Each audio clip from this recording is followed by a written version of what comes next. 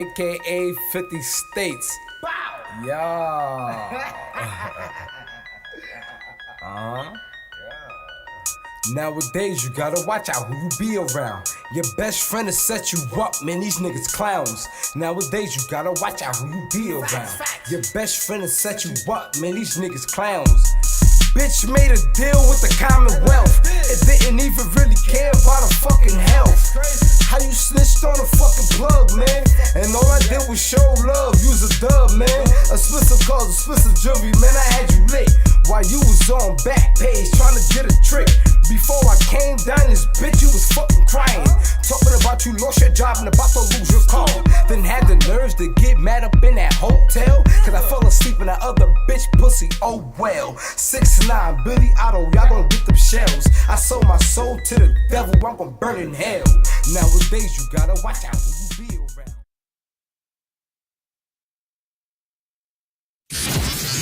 FirstFamRadio.com. FirstFamRadio.com. What up, world? This is Grammy music producer Ryan Ghost Bowser rocking it out with First Fam West Radio and your man's Mr. Illustrator. And on the ones and twos, we got Crazy D. Spin that, man. Keep the tools in the box. The haters wanna stop it. Mine's long like cocaine. I'm a fly human being. Money is the reason. No, it ain't about those games. Keep the tools in the box. The haters wanna stop it. Mine's long like cocaine. Pure white, Peruvian, take flight, ride the wind, long nights, getting it in. Is this the life of a hooligan?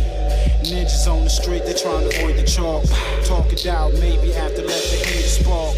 Gunshots, bury victims in the dirt quick. Circle of death, calling it the work shift. Mind blown, mind gone. Just took a life he don't care about his own.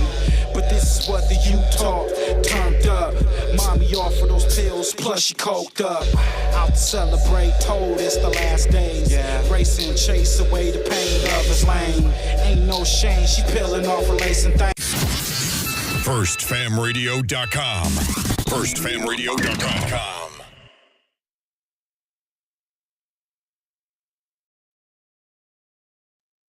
One, two, three, four.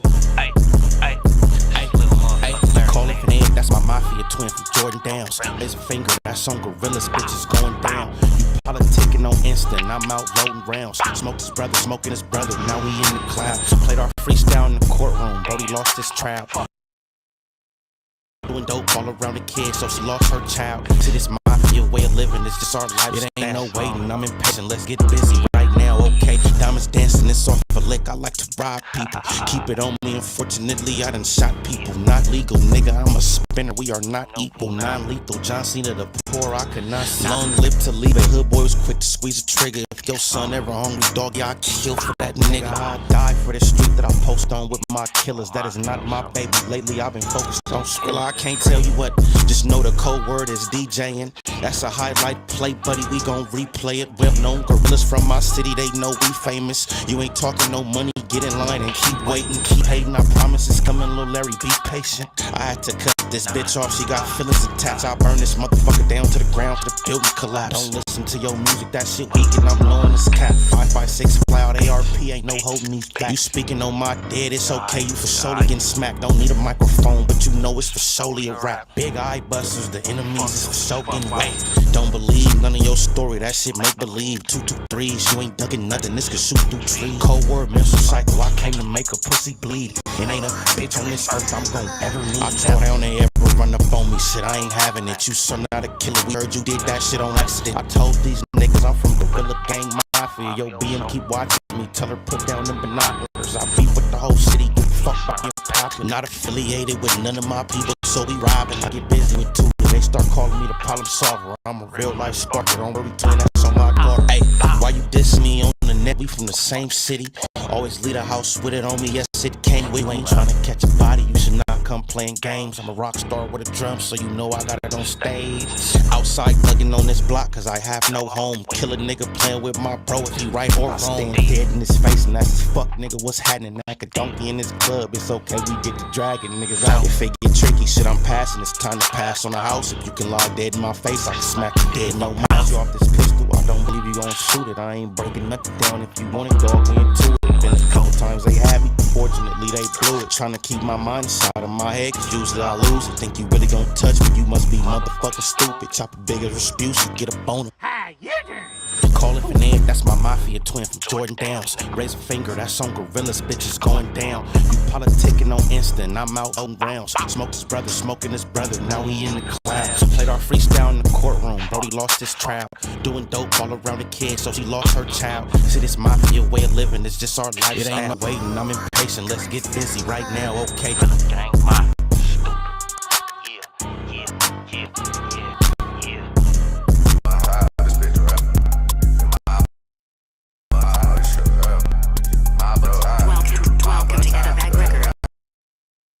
These niggas crazy, I this bitch wherever. I love this Quake and I'll pull this shit wherever. You on the kit, you shouldn't reach for mine, never. If you trying to get some weight, I'm pulling up this shit together. Ay, I get it poppin' with whoever, nigga, you should know. HPD on Instagram post was beautiful. Junior running around here tripping, nigga, use a hoe. Keep on sending flunkies at me, keep on getting them niggas smoke. You was in the private school learning, trying to choose a hoe. I was in the O, probably Akron selling blues and blow. Fucked up whole batches running through them, no. Balling off that tan boy like high school music. Shootout right there in Confessions, now I'm 2-0. Put that bell on Lil Ron till his fluid's gone. How the fuck I get the stick? You know you niggas wrong. Petty ass pistol, fuck it nigga, I'ma use it though. If you fuck with 3, I know by now you know your boo a hoe. Couldn't stay with gang, he took off running, he ain't stupid though. Lame niggas playing with their life, I know a few of those. Coulda had the Prezi scot free, but niggas blew it though. These niggas crazy, I'll blow this bitch wherever. I love this Quake and I'll pull this shit wherever. You on the kit, you shouldn't reach for mine, never. If you trying to get some weight, I'm pulling up this shit together. These niggas crazy, I'll blow this bitch wherever. I love this Quake and I'll pull this shit wherever. You on the kit, you shouldn't reach for mine, never. If you trying to get some weight, I'm pulling up this shit together. Ay, how the fuck is niggas demons with a crew of hoes? How is you a kingpin, your daddy run the show? Acting like you trapping, nigga, you can't even move a boat. Nigga, you say Patrick, okay, little nigga, you a ghost. Make a bad disappear magician like Chris Angel. You a rat, ain't waste a second, snitching in arraignment. Stack 100,000 bottom blicks and get the banging. I was a bitch, my pops would probably kill me like he came. Boy, you in that water, I get extra when I'm angry. I just made 2 million, so that Cully getting paid. Dabbling in extortion, pressing, collecting payments. Apple paying my lawyer, boy, this shit go get so dangerous. Never be them niggas like them niggas in your circle. Breaking down quarter squares of chickens like I'm churches. Take a nigga shit if he a bitch, he don't deserve it. Boy, I ain't the one, that's why your lick turned to a murder. These niggas crazy, I'll blow this bitch wherever. I love this Quake and I'll pull this shit wherever. You on the kit, you shouldn't reach for mine, never. If you trying to get some weight, I'm pulling up this shit together. These niggas crazy, I'll blow this bitch wherever. I love this Quake and I'll pull this shit wherever. You on the kit, you shouldn't reach for mine, never. If you trying to get some weight, I'm pulling up this shit together. Hey, being top hospital. Quit wasting them people power, man. Unplug them niggas, man. That nigga was over with up here. I don't know how the fuck y'all keep getting him back. Let's get what? My time. Yeah, y'all niggas laugh now, cry later. And Laugh now. What'd you say, bro? And he was not rhyming. Oh my god. That's that Detroit sound, man. I fuck with the music, the beat, the banger. It's a banger as far as the production. He doing his thing. That's the first time I heard about him since when this all started. What's up, man? Welcome to the show. It's that spill with your boy Ill. Got my partner, brother Push, in the cut. We in the trap, active, and yeah, man, some shit that came across the desk. That boy, he was on his way to do an interview at No Jumper. That's what I was told, and they done arrested his ass. They I don't know if it was the feds or but the Johnnies got him, picked him up. Who did they get? They got your boy that was running. All Star JR got picked up. He was supposed to do an interview. So instead of him doing that interview, he got picked up. So he locked up right now. And they saying that the dude Ben10 is paralyzed. He can't move his legs. He been trying to troll online or attempt to troll to say that, he okay. You know what I'm saying? I'm still alive, They ain't been the information that's been coming out it's been kind of it's in and out, What'd you say? That nigga Lil Chris from Boys in the Hood now. Yeah. In the wheelchair. In that wheelchair, nigga. with the funny laugh. Don't be a menace, nigga. Like Don't with the little feet. Little feet. Oh shit, we may got a clip for that, man. We got a clip for Ben10 after this before it shows up. Hey, they said nasty work for Pooh Shiesty, man. Indictment 20 counts and over 33 overt acts. God damn. Sheesh. So we got that. Man, he was better off just cussing Gucci Mane out. Like, how you get out of jail and go right back? Nigga went right back months later. A couple months later. Oh man, these guys. Big U's partner who was an informant, Molly Maul, knows about the unaliving of the kid Ray Sean. What? Proper talking about this is crazy. Gonna get into that. Before that, we gotta start with this dude David. Me and the homie was debating on if they gonna poke his ass up in there while he got these weird charges. Shocking sex images found on David's devices. Check out Sidebar. Jesse Weber. Man, my boy sound like he underwater. He calling from Mars right now. Let's see. That not the case. No. We're going to get into specifically what authorities claim they found on David's devices. I wonder if this is a whole new game here. I wonder if now we're talking potential federal charges, if those allegations are true. I'll get to that. Yeah. But before we even get into what happened today, I just got to give you some context about this, okay? So we have talked about this before. Remember, when I'm mentioning a preliminary hearing, which I understand has now been scheduled for a later date, this goes back to the idea of the grand jury. We know that there were reports that a grand jury was impaneled to hear evidence in the case of this 21-year-old singer, but there was no grand jury indictment, right? There was no formal charges. No, instead, at the beginning of this week, the Los Angeles County District Attorney, Nathan Hochman, his office filed first-degree murder, continuous sexual abuse of a child under 14, and unlawful mutilation of human remains charges against David in connection with the death of Celeste. Remember, her decomposed and dismembered body was reportedly found September 8th, 2025 in the trunk of a car allegedly registered to David, real name David Anthony Burke. And he's also facing special circumstances allegations, right? Lying in wait, killing for financial gain, killing of a witness, using a sharp instrument, all with respect to the murder charge. And this is significant because this can carry heavier penalties if he's convicted of the murder charge. We're talking life in prison without the possibility of parole. We're talking the death penalty, even though there is a moratorium on executions in California. But this is why it's so significant, why the prosecution believes they have evidence to prove that. And the main idea here is essentially that David allegedly killed Celeste because she was going to expose him potentially about their illegal underage sexual relationship. I think that's the fair argument. And that this was going to affect his career, which was on the rise. Remember, he was on tour when all of this happened. Now, as we learned yesterday.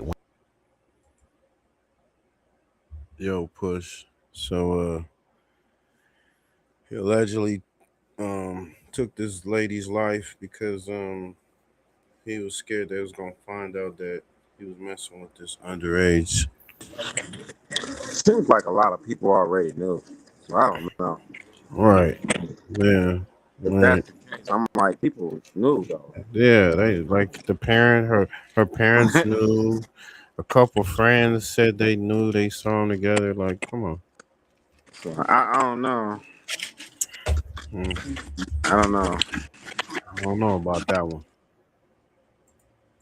When the autopsy report was released, that Celeste's official cause of death was multiple penetrating injuries, and her manner of death was listed as homicide. We did a whole sidebar yesterday with forensics examiner Dr. Mary Jimbelik. It's up on YouTube right now, up on our Long Crime YouTube. You can watch the whole thing. Oh, and by the way, the full autopsy report, if you want to go through the details, if you want to see it for yourself, it's up on our app, Law and Crime Plus, as well, if you want to check it out. I actually think it's significant that we're putting these case files on the app because, look, unfortunately in today's day and age, there's a lot of misinformation. There are a lot of AI tools someone can use to make fake reports or fake information. This is the official released autopsy report. It's up on Law and Crime Plus, so you can check it out there.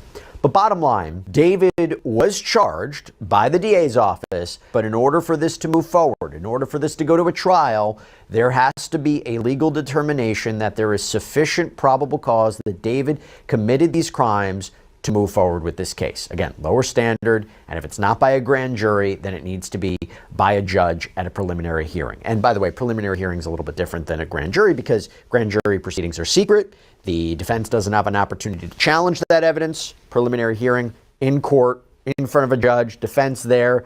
They get an opportunity to fight back against this. But anyway, brings us to today. I wrote a podcast solo. No producer, no editor, no tech skills, just Riverside. This courthouse in downtown LA. By the way, just talking about a preliminary hearing for a second, David's attorneys, his defense attorneys, pushed for a preliminary hearing immediately. They have said that he didn't commit this murder. They have said that he was not the cause of her death. But what happened today? Now, look, there were no cameras in the courtroom. The good news, we have our own eyes and ears, okay? We have our own eyes and ears. Attorney and legal analyst Dina Dahl was in that courtroom. So good to see you, Dina. Thanks for taking the time.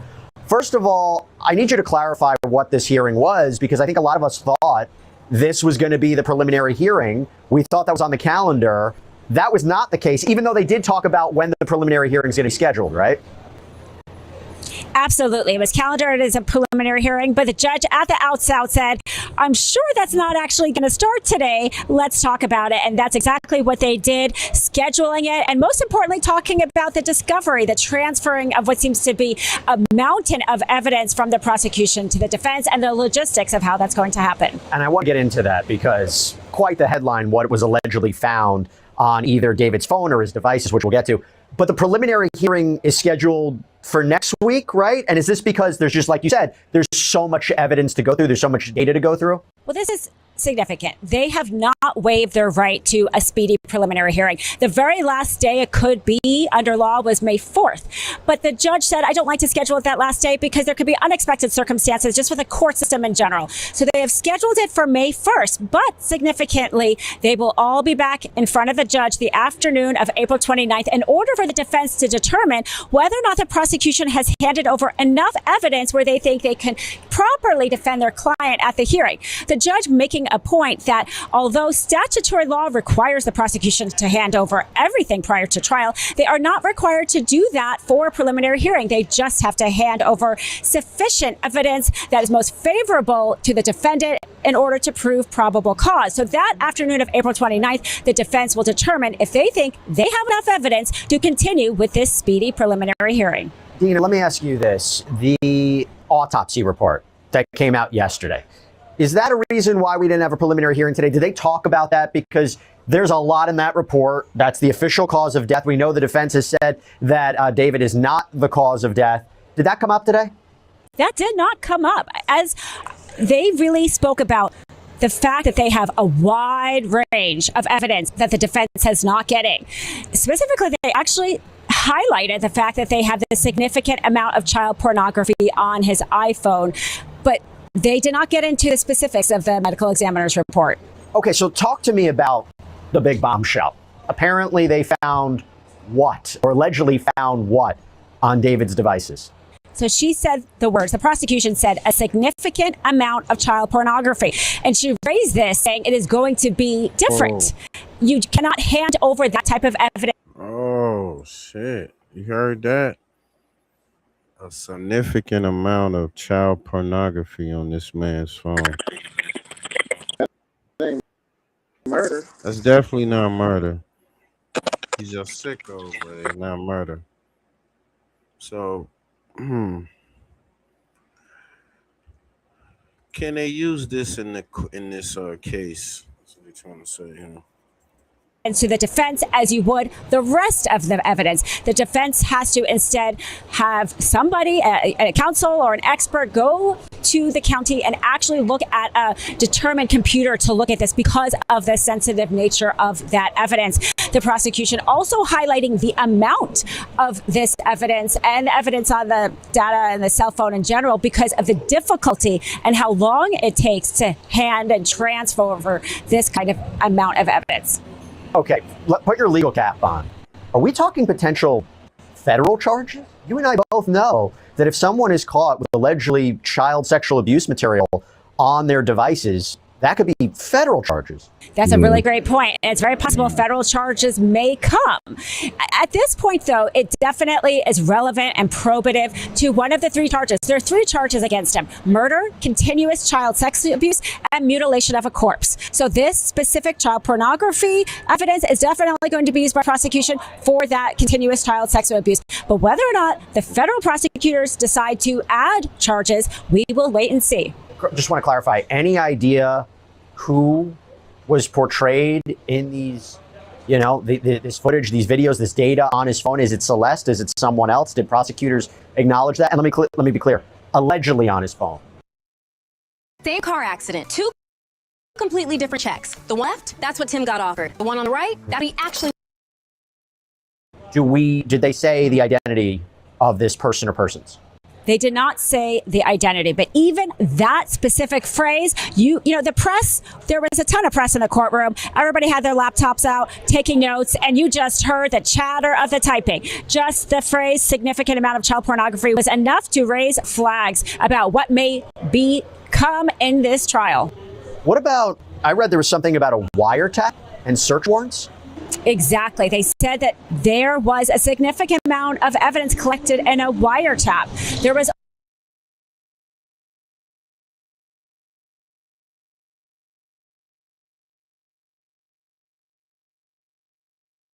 It's nasty work. We talking wiretaps too.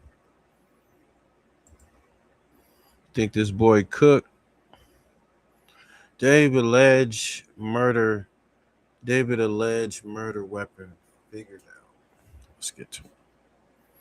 Cuff Boys, man. Go check out that channel. January 2025. It's further alleged that the murder of Celeste was intentional and was carried out by the defendant for financial gain. It's further alleged that Celeste was a witness to a crime and was intentionally killed because of that fact. She's a witness to her being essayed because she's a minor. It's further alleged that the murder of Celeste was committed by defendant David Burke, and the defendant intentionally killed the victim by means of lying in wait within the meaning, blah, blah, blah. So he planned to do it. This was all a big plan. He lured her to his house. He knew he was going to have to do it because she probably was threatening him at some point. And here's the sharp instrument part. David Anthony Burke personally used a deadly weapon, sharp instrument. Now here are the counts for the sexual charges. September 7, 2023 and September 7, 2024, so a full year time frame. Essay committed by David Anthony Burke. I'm sure they have so many text messages between the two, right? Whatever app it is, they got a search warrant, they got all the text messages, they probably got a phone dump download. Did they ever find her phone? I feel like they never found her phone, if I were to guess. There's so many things we don't know. Count 3. On or about May 5th, 2025, in the county of LA, the crime of unlawful mutilation of human remains was committed by David Anthony Burke. I'm really shocked no one else is charged yet, because I just thought there had to be more than just him involved. I really doubt he did this alone, but they haven't charged anyone else yet. But what this means is they're saying she died around April 23rd, and she wasn't dismembered until May 5th. So that is what? 12 days of her being dead in his house. Figuring out what to do, panicking. This is what they're alleging. This shit is so disturbing. What do you think, Push? He had sacrifice, a ritual sacrifice for this motherfucker. Yo, we got Sherm in the building, man. Salute, Sherm. Sherm in the building. Salute, for sure. You think he got a Illuminati sacrifice? Oh no, I think that he was doing what they wanted him to do. It's just seems like he got set up in some manner. He didn't do all of it. Yeah, I don't think he did at all, man. But he was baby Diddy. Yeah, I thought about Diddy when they was. Yeah, man, that's crazy. It's some nasty work, bro. Federal charges coming up on this dude. What y'all think in the comments? Let us know. Think this boy cooked? Now, Steve Fisher thinks he figured out the murder weapon. He says the murder charges filed against David Anthony Burke allege that he lured Celeste to his residence and killed her on April 23rd using a sharp instrument. On April 24th and 25th, screenshots from social media videos and posts appear to show a lateral wound on David's hand. He wrote, "You guys can't bully me anymore" in the caption. Additionally, photos recovered from an SD card in David's camera show a knife he photographed several months earlier. That knife has ridges on the handle, which, if he held in a stabbing grip and used very aggressively, could produce a lateral wound consistent with the injury visible on David's hand. So here's the picture of the alleged wound. This is literally April 25th, 2025. So within hours of the murder. Crazy shit. I mean, he murdered her, and that's supposed to be evidence. Yo,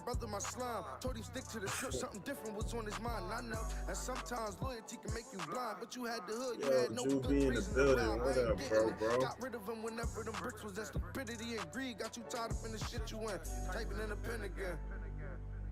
What's your thoughts in the chat, man, with this David guy? You think he dismembered this woman, this young lady? He definitely had some type of relationship with her.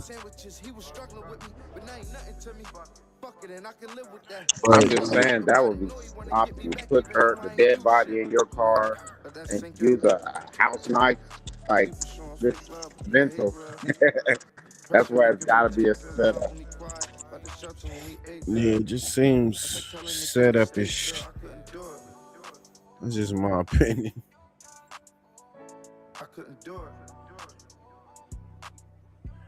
They said he had all types of child porn in his phone, so he's a creep for real. And it does look like that could be there for the phone. He in there for murder, right?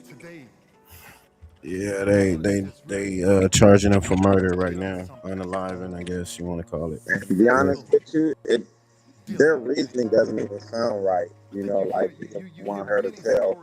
How you know she was gonna tell? I mean, I'd like to know all that right there. Just like somebody piecing parts together without ever talking to her. It's just like, oh yeah, they're gonna find this is gonna kill my career, so I have to kill you, which is not gonna kill my career. Fuck out of here. Like, I don't get it. But yeah, man, they trying to say this man did this. Maybe he was involved with it, maybe he wasn't. They the vehicle is in his name. When this first came out, they were saying that the I think, what is that, a Bentley or whatever, or Tesla, it was driving up from Texas. Like they was trying to say like her body was in that trunk, drived up from Texas. That's what I heard about this one early off in the case. So I don't know. I would like to explain why would a person leave a dead body in their car and go on the road? Like, if the first things first, if the dead body's in your car, you're going to be a swing. That's why I said this is stupid. Yeah, right. Don't make sense. Wound from a knife. This is the day after he allegedly murdered her. Your prayers have been answered. It's finally here. My album drops tomorrow. Another zoomed in shot of the hand with the alleged wound on it. This picture of the knife handle we've seen before. It could be a wound from her fighting him. In the Brian Koberger case, he had wounds on his hands. He covered his hands up, wore gloves and shit after murdering those 4 college. Base 44 Super. Yeah, we'll stop it right there. That's crazy, Holmes. We're gonna get to that Fulio trial. That shit crazy too.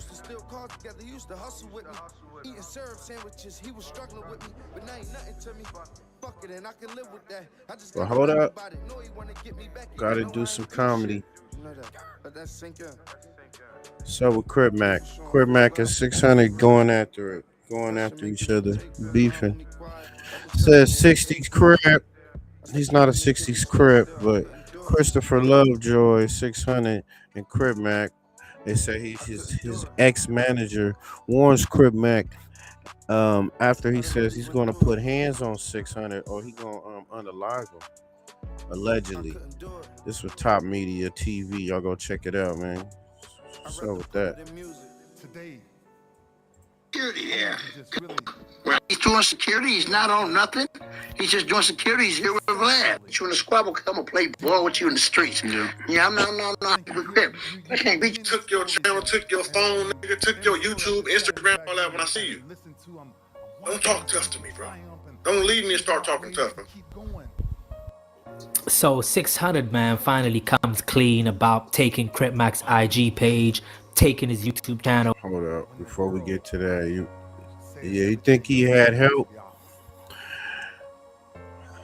Well, it looked like if he had help unaliving this girl, whoever did help him, they double crossed him. He said, "Hey man, you gonna get rid of the car? Yeah, I got you, man. Don't worry about it, David. Man, just go on tour. I got you." And nigga pull back up like, nigga, fuck you. Wipe the shit up. When you come back on tour, nigga, you got a nice little present in the back of the trunk. Oh man, this is crazy. He said he sacrificed that young lady. Yes. Send our condolences, man. He ain't laughing at the actual incident, but it's just crazy, right? Let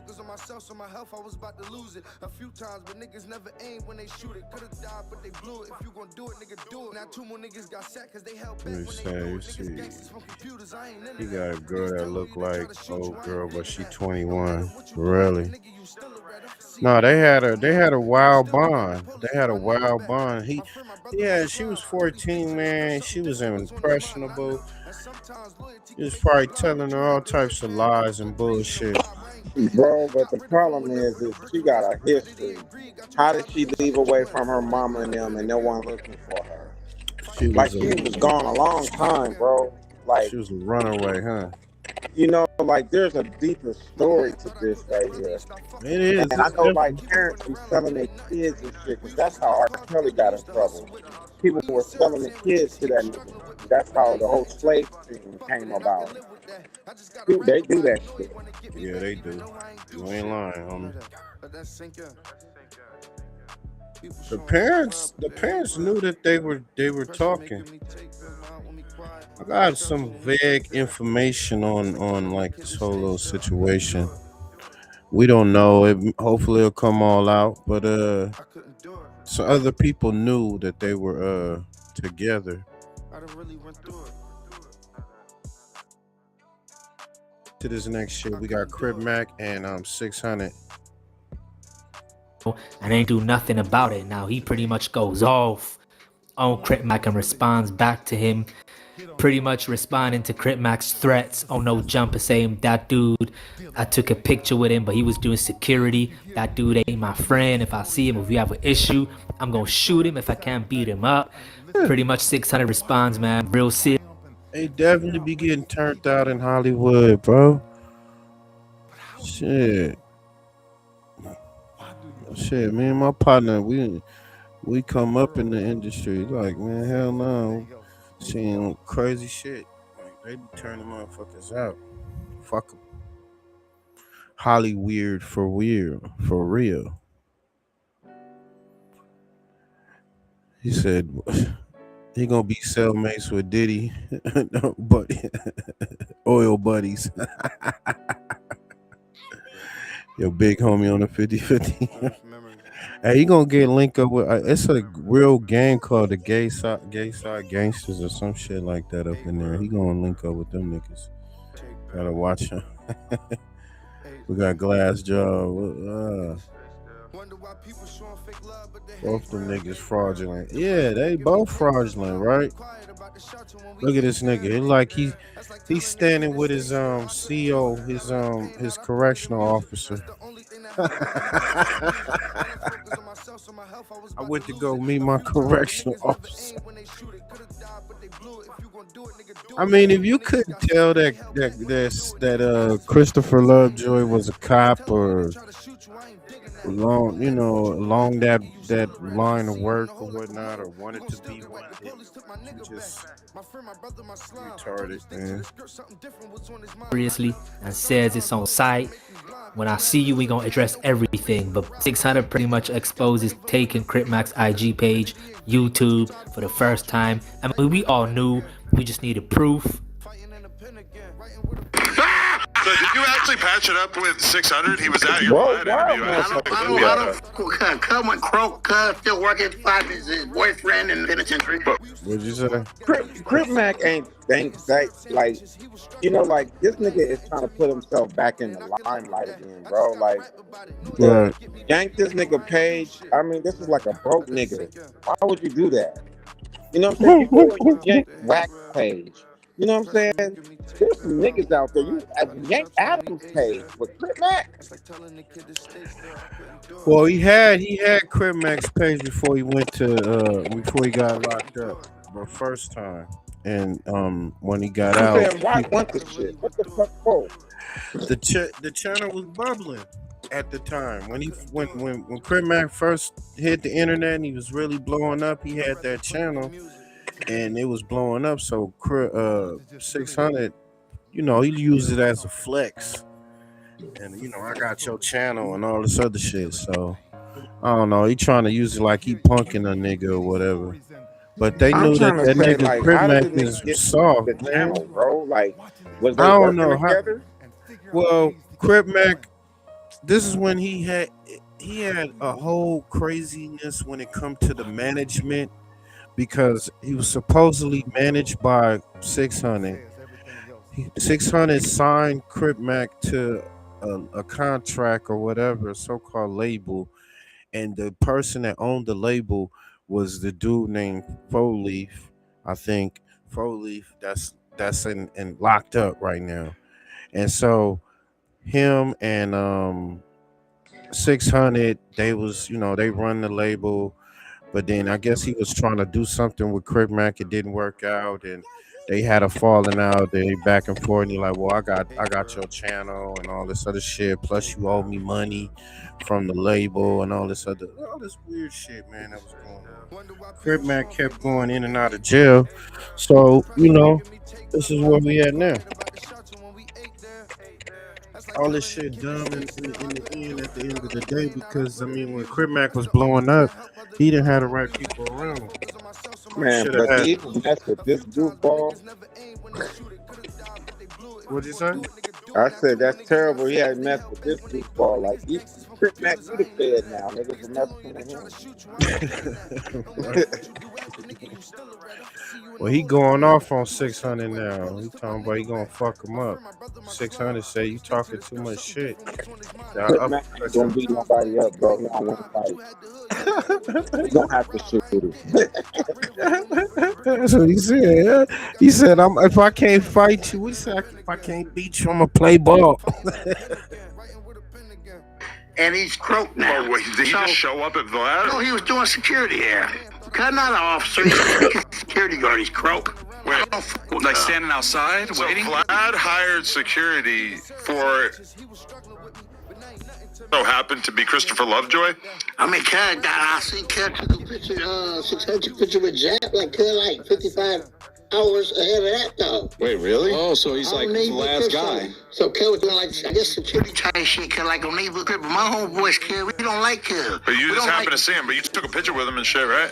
Kel come off like Kel. You fight me like Kel got good vibes, Kel, but then Kel come off also with the horror shit and the weird shit. My homies hate Kel just like we hate in the psych rims. So don't bring Kel around me. Just remember that. You felt like he's kind of two-faced. He's nice to you in front of you, and then does something different. That's all I'm gonna say. Said that nigga, her parents should be in jail, huh? But them money talk, right? His parents should be in jail. I'm trying to tell you, bro, that they take that money, because that's what R. Kelly got in trouble for. The parents took the money basically to sell their kid off. And basically, they probably, I guarantee you, this dude was at their mama house, at her house. Yeah. They met the parents and every damn thing. I believe that. That's the deep part of that shit. Like, well, it doesn't make no sense to go and kill her when the people know. I mean, like, I don't know. They're gonna say you the last one. He should have killed the goat. He had to kill a goat. He didn't kill the goat. He gave him a child sacrifice, homie. She was like a child age, 14, young. So sad. He said 4 chicks like man, but oh man, my nigga Drew B, you on one game. Yo, they gonna have fun with him. They gonna definitely have fun with that boy. They gonna have him singing and doing all types of other things. That's good. But isn't it kind of weird for you to like see him and be cool with him, take a photo with him, and then just start talking shit about him on podcast right after? I mean, Kev's to nobody. But if you got something to say to him negative, shouldn't you say it to his face when you see him? The motherfucker said, hey, he's doing security. He's not on nothing. He's just doing security. He's here with Vlad. Do your interview. He didn't say nothing else to me, nigga. Yeah, you're not going to create that issue and be Cut didn't unprofessional. tell me, hey, motherfucker, I need a problem with you, this and that. Like, Cut never said nothing like that on Neighborhood Crib. It would have been different if he did that. I'm not going fighting on Neighborhood Crib. I can't win because my leg is fucked up. I got in a car accident in 2016. My leg, people realize my shit fucked up. I can't beat you in the squabble because I'm going to play ball with you in the streets. Yeah, I'm not going to take no losses. Neighborhood Crib. Like this. 600 definitely not gonna be in the hood. If he in the hood, he gonna be in the hood like how he dressed up like that. He not gonna be riding around and posted up. So if they're gonna do anything, it's gonna be like set up like a boxing match or some shit like that. I got my money on Lovejoy, even though he can't box either.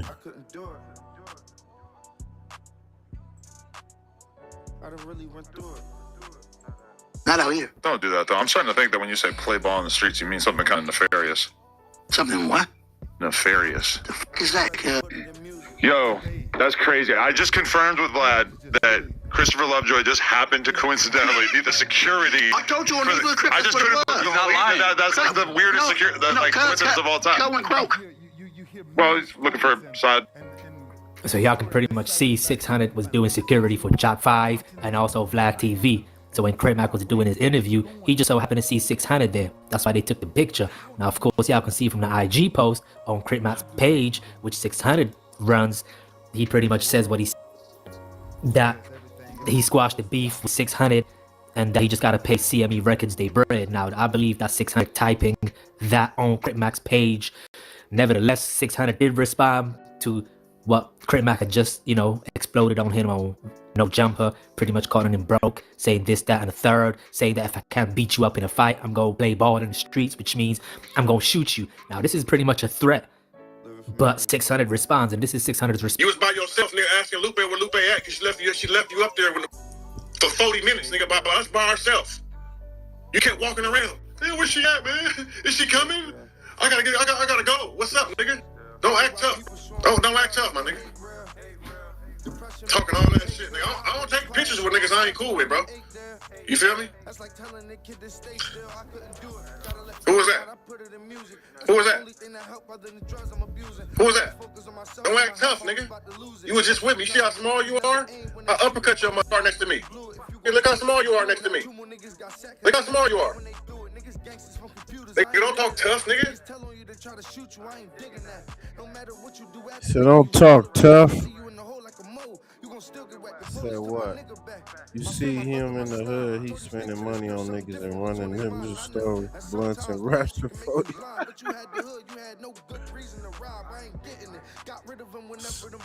Yo, Crip Max saying 600 is broke right now. So that's why he doing security.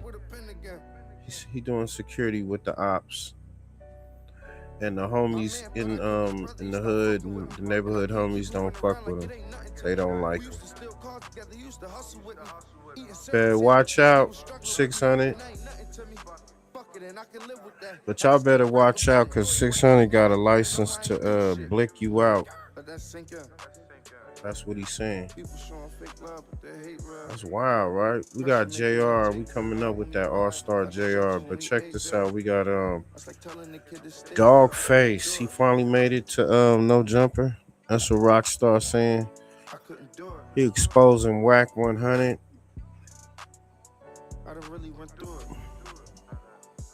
Let's get to it.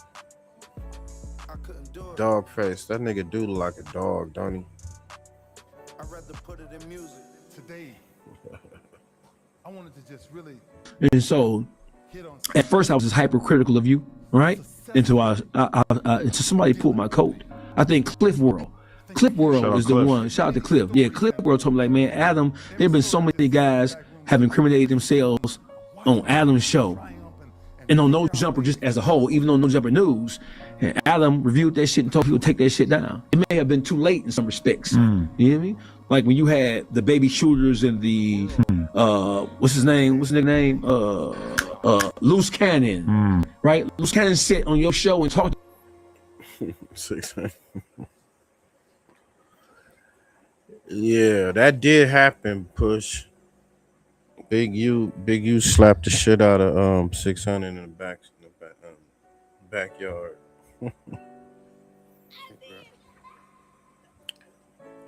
They said he was feeding the homies.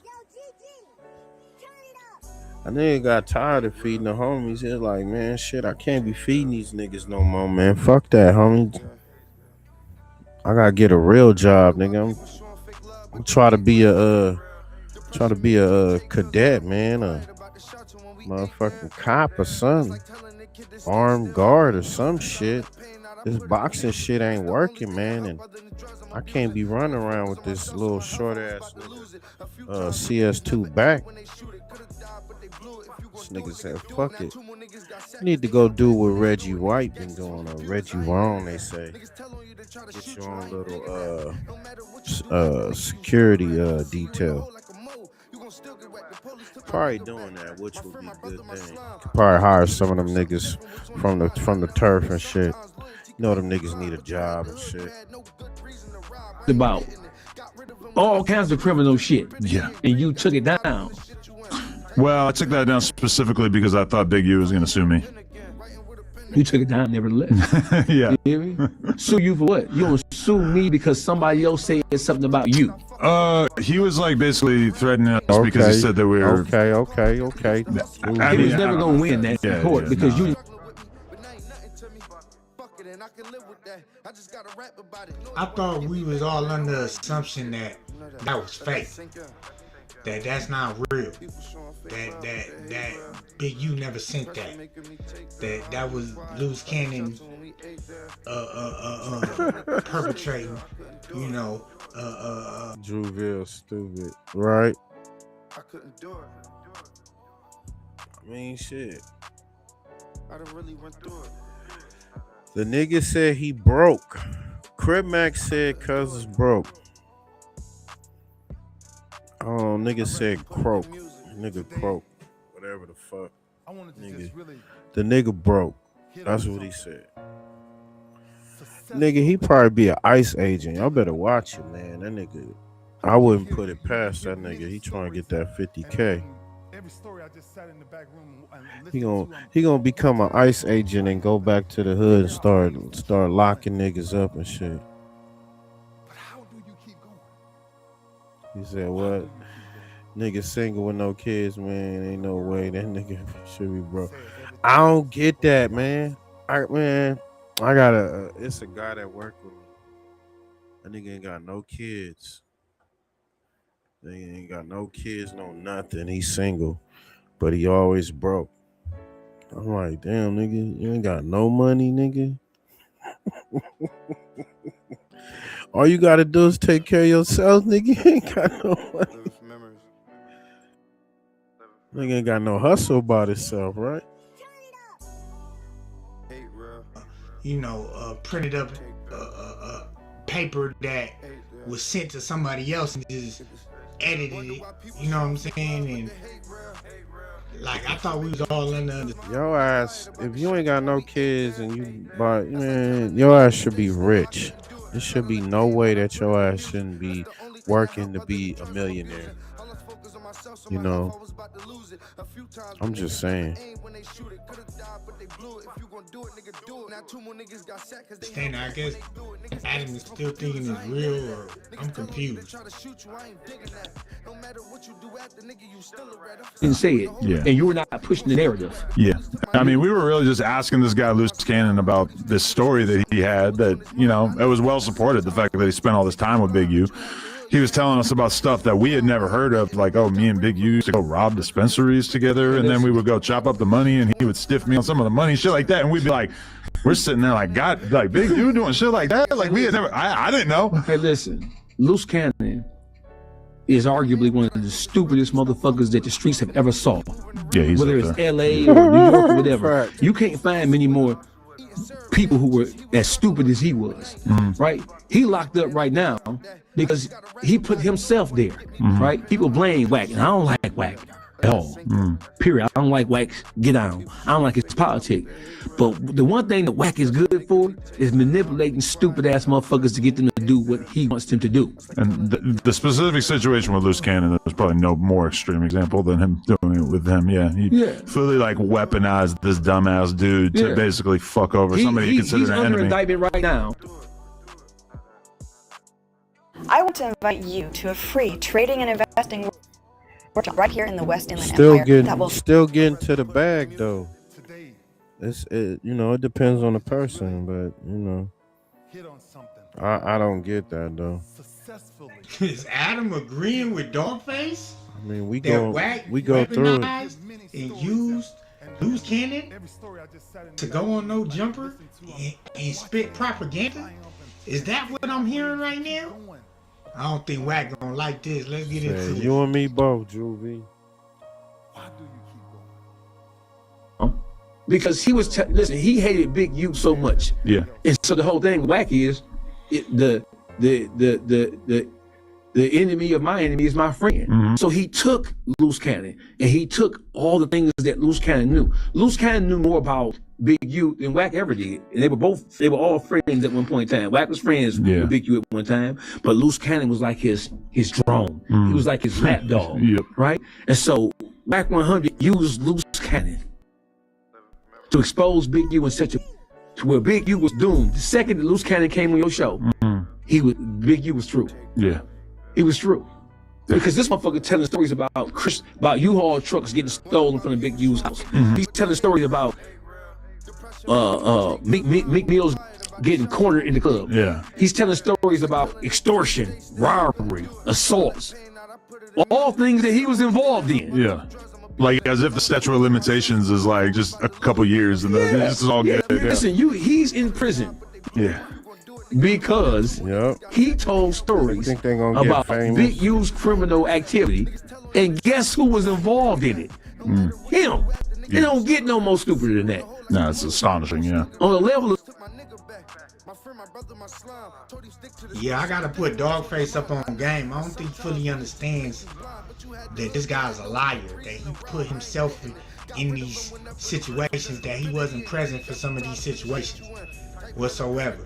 So I think it's a misconception and miscommunication that DAWGFACE don't understand that part of it. Now maybe the dispensary, okay, and you know, the beat up outside No Jumper, but the Meek Mill and all this other stuff, I doubt he was really there for it.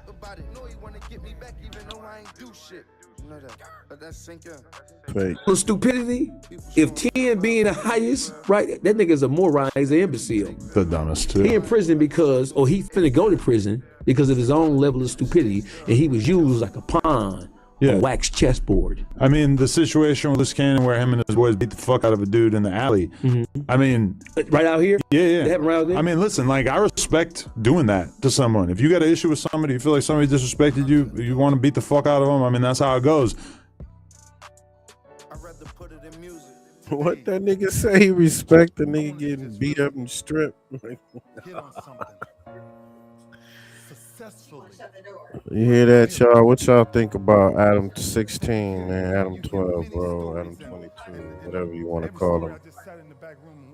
That nigga is Adam 007. Fucking spy. But how do you keep going? Why do you keep going? What'd you say? What'd you say? Adam 12. That nigga's spy, nigga. Yeah, man. That nigga said 007. He ain't Adam 12 anymore. Yeah, he like, man, I don't care. Do it all. But then you posted the video. And now, like very recently, all the other guys from that situation got arrested. And like they already got this whole case against Loose Cannon. I guess this gets added to it at some point. But like the level of stupidity to do that and then post that is breathtaking. Listen to this, right? Let me tell you, we in LA right now, right? Yeah. Attention all Crips. Whack 100 got a thing for y'all. Whack 100, he's gonna use y'all own desire to be famous. He's gonna use Clubhouse. He's going to use YouTube. He's going to use, if he can, Adam 22 is no jumper. He's going to use academics. He's going to use YouTube to destroy as many Crips as he possibly can.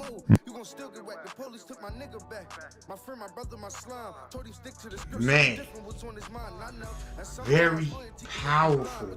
You understand me? And I'm mad I stopped it because he's not lying. And you know the saying, stop me if I'm lying. He ain't lying. He's telling the truth. And I've been telling y'all this, that he has a thing for Crips. You know what I'm saying? Semi like, he picks and chooses. But I think it's more so the neighborhoods, the West Side Crips. That's what he not understanding. You know what I'm saying? I feel like it's the West Side, the Crenshaw, from my hood to the Hundreds, that he has a problem with. Anybody outside of that, if you're gangsters, he not really tripping too much. But he has thrown some people in the mix as far as that Hefe being a gangster, yeah. So, I mean, DOEBOY is on point when he breaks it down about this guy, Whack 100. You know what I'm saying? Like, he's on point, like a student, as if he studied this guy. You know what I'm saying? Like he can't do. Yo, he definitely exposing what Whack does. Now, is Adam 12 or Adam 22? Thank you, sis, baby. You think that is he gonna get rid of him? Because it's already been another. What's the dude, Moose Man, had told him like this guy's been getting at all your co-hosts. You know, he's bringing the bringing down No Jumper. You know, denigrating the name of No Jumper and all that. But I feel that Adam is going to keep Whack around for the controversy, the numbers. No wrong in my eyes as far as when he's talking about these individuals, because he's on point. He hit it on the nose with these guys, for real. Hey, wait. I need you to show me how to convert a Word doc to a PDF again. Seriously? You know, it'd be faster if I used Scrap.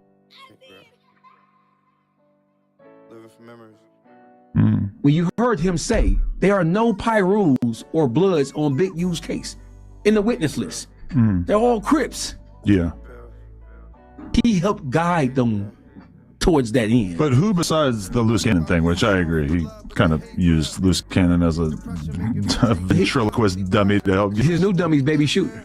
That's his new dummy. That's a new Crip dummy. Respect to the Crips. Okay. That's his next contestant. He's the next contestant on The Price is Right to do all the Whack's bidding. I feel like him and Whack have like relatively limited interactions so far, right? Well, Whack know he's limited because he definitely does, though. Stupid. He almost as dumb as Loose Cannon. So Whack know he can only use him so much, and the cat is out the bag. We watch you break Big U down. We watch you line Loose Cannon up right? Yeah. We watched the whole thing. When I saw them sitting right here where I'm sitting right now, and they were talking about, what were we talking about right here? Oh, the Nipsey Hussle situation. Yeah. When Whack 100 sit right here and Loose Cannon sit right here, you remember what I'm talking about? And Whack's sitting there acting dumb as fuck. Yeah, he dumbed it down. So acting like he had no idea. Loose Cannon is talking about. You see that nigga? Oh shit, gang. Hey, this nigga Adam, he comfortable now. He feeling himself. So the nigga Whack was looking dumb as fuck, right? Nigga, you know Whack gonna come up here on Paru, bitch. Yeah, Whack ain't gonna like this, boy. Adam is admitting finally that Whack is full of it. He finally like coming out because he with a guy who's on point with what Whack be on, like. So Adam, man, this is nasty work. I gotta rewind this, man, for real. Listen to this. I wanted to just really hit on something. This shit right here, and Loose Cannon sit right here. You remember what I'm talking about? And Whack's sitting there acting dumb as fuck. Yeah, he dumbed it down. So acting like he had no idea. Loose Cannon is talking. And listen to, I'm watching these people triumph and figure out ways to keep going. But how do you keep going? Why do you keep going? When the world says everything else is supposed to be opposite.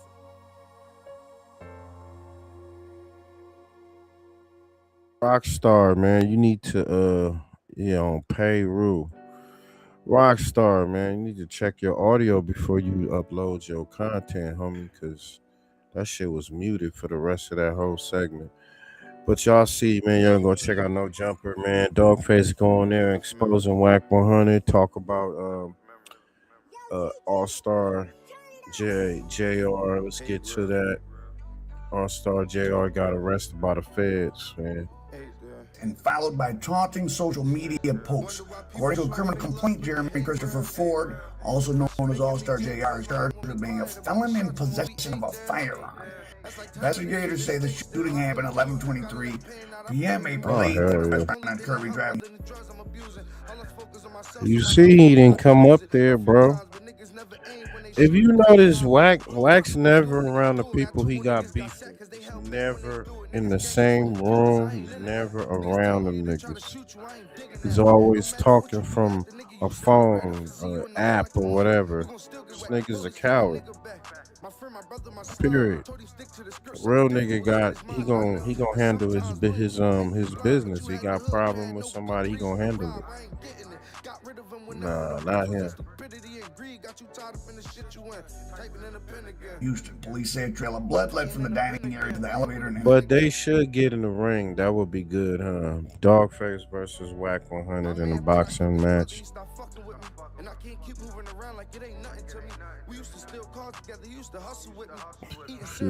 Kids are my future, right? To the garage at the officer's what y'all eating over there? 43 handgun, a magazine, a holster, multiple spent shell casings. Here's a photo. All-Star JR going to an elevator. According to investigators, surveillance video shows Ford inside the restaurant before a group approached him, leading to a confrontation. During the altercation, authorities say several people appeared to grab his necklace and watch, escalating the situation. At some point, a handgun fell to the floor. Investigators say Ford picked it up and began firing as people ran. One man collapsed after being shot.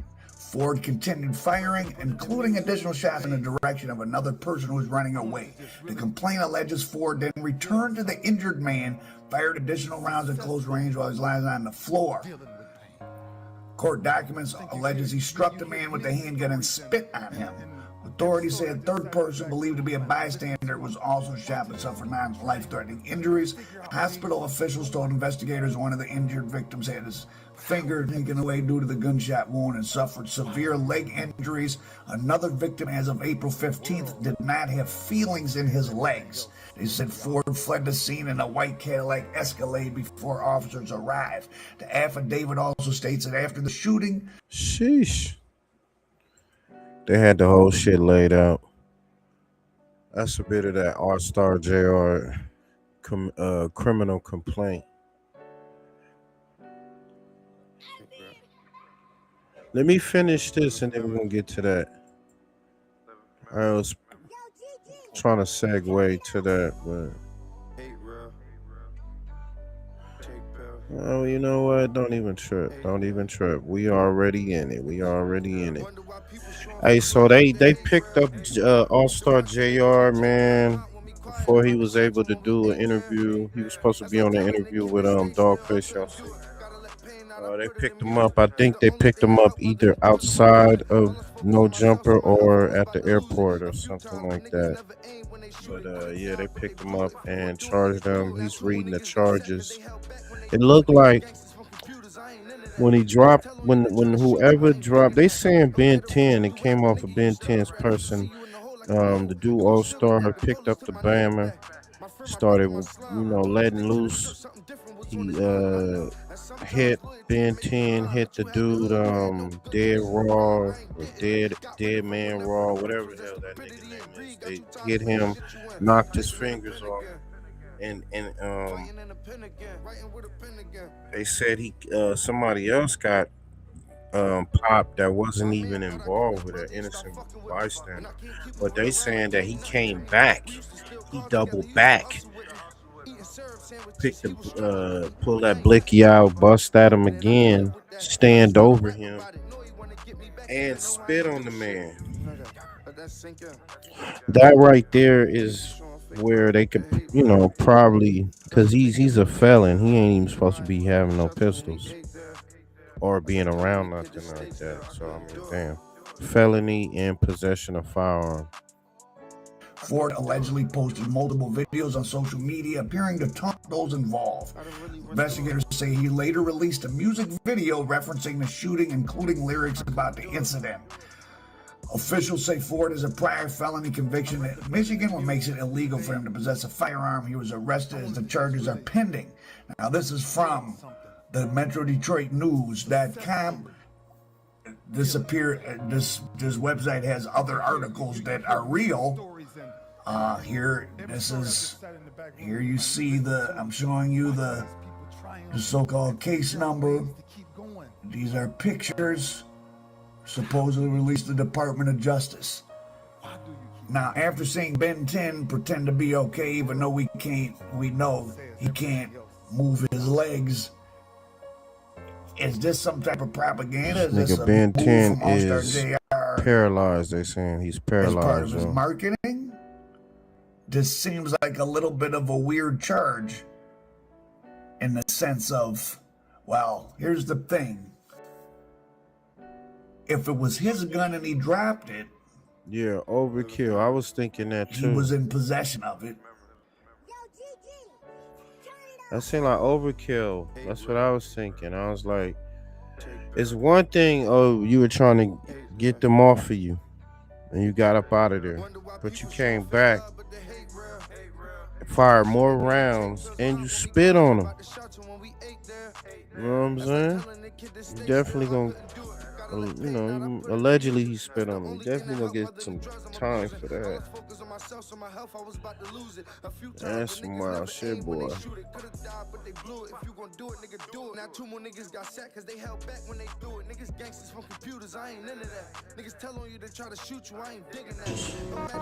I call on you to send your angel of death. Shout out to Hooker Anonymous, man. Hooker Anonymous. We got Charleston White giving us a prayer. Let's get to it. Father God, right now in the name of Jesus, I call on you to send your angel of death to get Ben10's ugly ass off this goddamn earth. Make his mama cry, God. Wow. If not, shut his brain down where he be a goddamn vegetable. He can't blink and people got to wipe it and put that cup at the hip and beat because he a stupid vegetable for trying to take somebody's chain. You better help it. But in the facial, the hospital. You heard me, fella banging, nigga, free the gunners. Scary ass. Shoot out right there in confession. Scary ass. Nigga says scary ass. Nigga, you damn right, nigga. I don't want to get hit with bullets, nigga. They burn, nigga. The fuck out of here. I done really went through it. Somebody said wiggle them toes, right? That's what the Mimo 600 said. Wiggle them toes. Just now I'm 2-0. Put that belt on Lil Ron till his fluid's gone. How the I get the stick? You know you niggas wrong. Petty ass pistol, nigga. I'ma use it though. That boy been talking too much. That boy been talking too much, man. I think, what y'all think? He said too much on them records, man? Hey, do you have a pinched nerve in your neck? You gotta watch this. 2 years ago, I started getting this numbness in my left arm a lot. Now, before we get into, make sure you check us out on Patreon at www.patreon.com/hookah_anonymous. You guys have been telling us to create one for the longest, so we recently created a community where we will upload videos that we can't share on YouTube due to their guidelines. We'll also be dropping. Oh shit! Fuck that.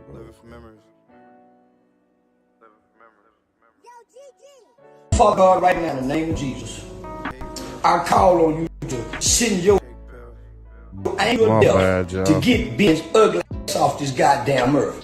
Make his mama cry, God. If not, shut his brain down where he be a goddamn vegetable. He can't blink and people got to wipe it and put that cup at it to hip and pee because he a stupid vegetable for trying to take somebody's chain.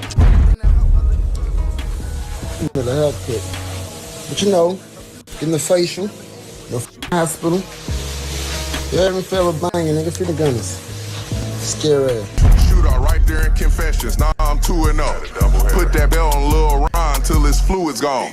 How the I get the stick? You know you niggas wrong. Petty ass pistol, nigga. I'ma use it though.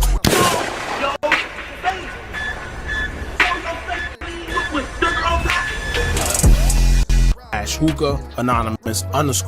You guys have been telling us to create one for the longest, so we recently created a community where we will upload videos that we can't share on YouTube due to their guidelines. We'll also be dropping the latest to their first behind the scenes information that you wouldn't find anywhere else on our socials. So make sure you become a member, and after you do that, head over to our official Instagram page at @hookah_anonymous_ and follow us there. Now, without further ado, let's get into what you guys came here to see. Now, well. It looks like the situation involving NBA Ben 10 and All-Star JR have taken an interesting turn once again, and we will learn that aside from all that online trolling, diss songs, and funny jokes on social media, this time we're hearing that Detroit rapper All-Star JR have officially been charged and arrested. Not to mention the good thing about this article explaining what investigators found out during the investigation, it also confirms a few things to be true on both sides. Now I say that because since the incident took place in Houston Restaurant Lounge Confessions, we've only heard the story from the people involved that we had to go on. And of course, nobody's gonna make themselves look like they got the bad end of the stick in any story, so of course it's always gonna be biased. However, investigators don't have no favoritism, they only report what they know based on the investigation. But also keep in mind to take what you see with a grain of salt, because we all know that just because it's in the media and reported by law enforcement doesn't mean it's 100% true. When they do the investigations, they get reports from witnesses who were there, surveillance videos, and whatever else that they could find out from those who were around. So some may be true, some may be fabricated, who knows. But the article that's just been released concerning the investigation would confirm a few things along with pictures from surveillance taken from inside of the lounge. One thing I would say is this, it's been confirmed with pictures that JR did in fact stand over Ben 10 and let him have it, and it's no longer a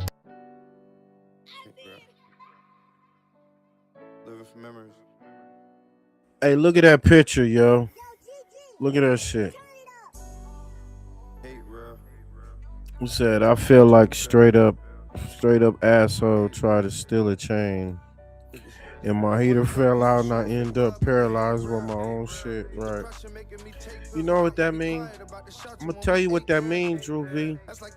That means that heater, that blick did not like you. The blick did not like you. You remember that record from Nas, I Give You Power? He said, "I'ma jam in my. The next time my owner grab a gun, I'ma jam in his hands." So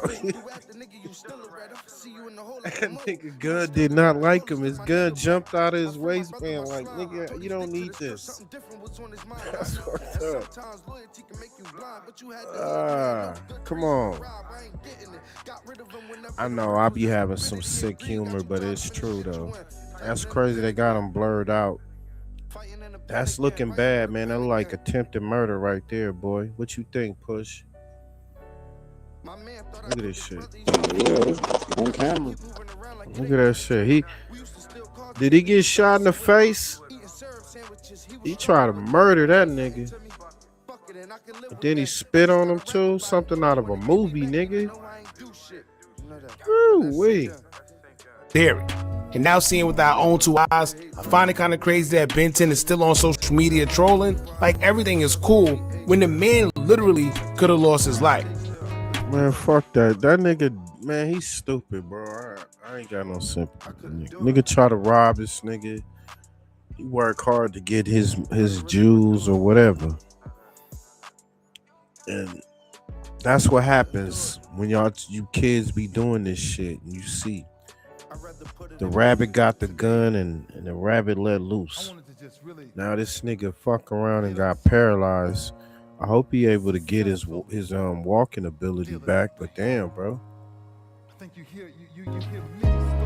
Gonna look like, what's his name, Lil Tim from Don't Be a Menace and shit. Is it Tim or Lil Jimmy? I think it's Timmy.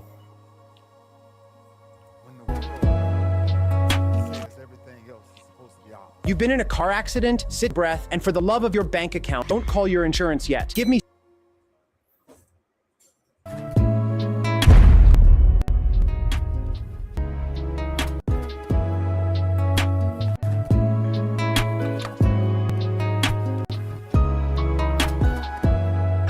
this nigga's stupid, cuz. Oh man, come on. Oh, my nigga funny. Look at this nigga. I'm telling you, bro. Look at him, bro. He looked like he treated that gun bad, dog. That's why his gun betrayed him, man. He's not damn near guaranteed to take care of that weapon. He probably got linen debris. He probably didn't even clean that bitch. That nigga said, "Nigga, fuck you." Hopped out his waistband, nigga. Oh shit. Oh man, don't fuck with me, nigga. Oh man. Hey, this shit's sponsored by Syndicate, man. This show is sponsored by Syndicate, man. We got the Blue Ribbon high spritzer, man. It's that THC, man. 10 milligrams of that good guava juice. Littlefoots. That's what, yeah, Littlefoots. Yo, I need to stop, cuz. Forgive me a lot. That's funny though, because I don't wish nothing like this bad on nobody. But I mean, at the same time, you went to go try to rob this man, and you did this on what? All over a female, right? Jay Prince Jr. said, "Hey, there go that nigga." But from what I'm hearing, they was the dude All-Star was there for a minute. He was there for like some hours or so, you know, maybe an hour or two, and they didn't do nothing. And then as soon as Prince pop up, they want to get it shaking. Hey man, they got what they deserve, man. That's all I'm saying. Karma's a motherfucker. You don't know when karma. You thought karma was gonna take a minute, man. That shit got him quick, bro.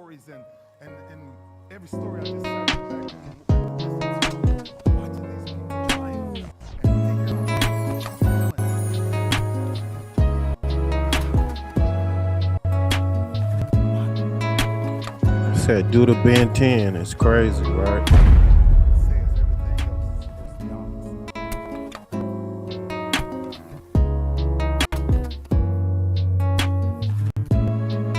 Very ruthless.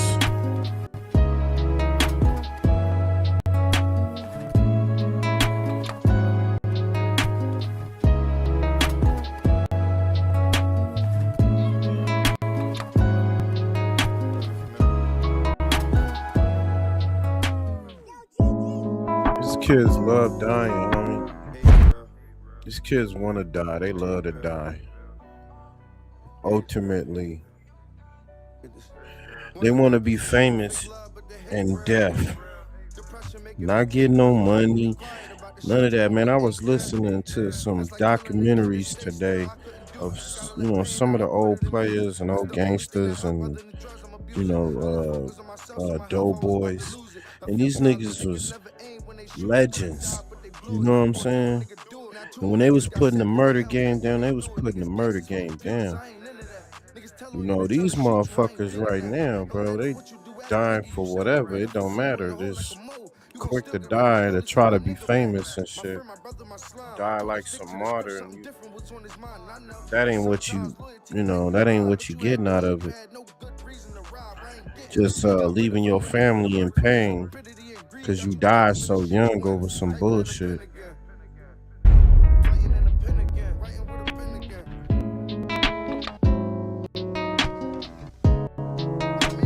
Like, it's a miracle that he's still here, being that he was shot that close and that many times. But yeah, he's in the hospital bed, finding time to still troll a situation that he became a victim in. Crazy.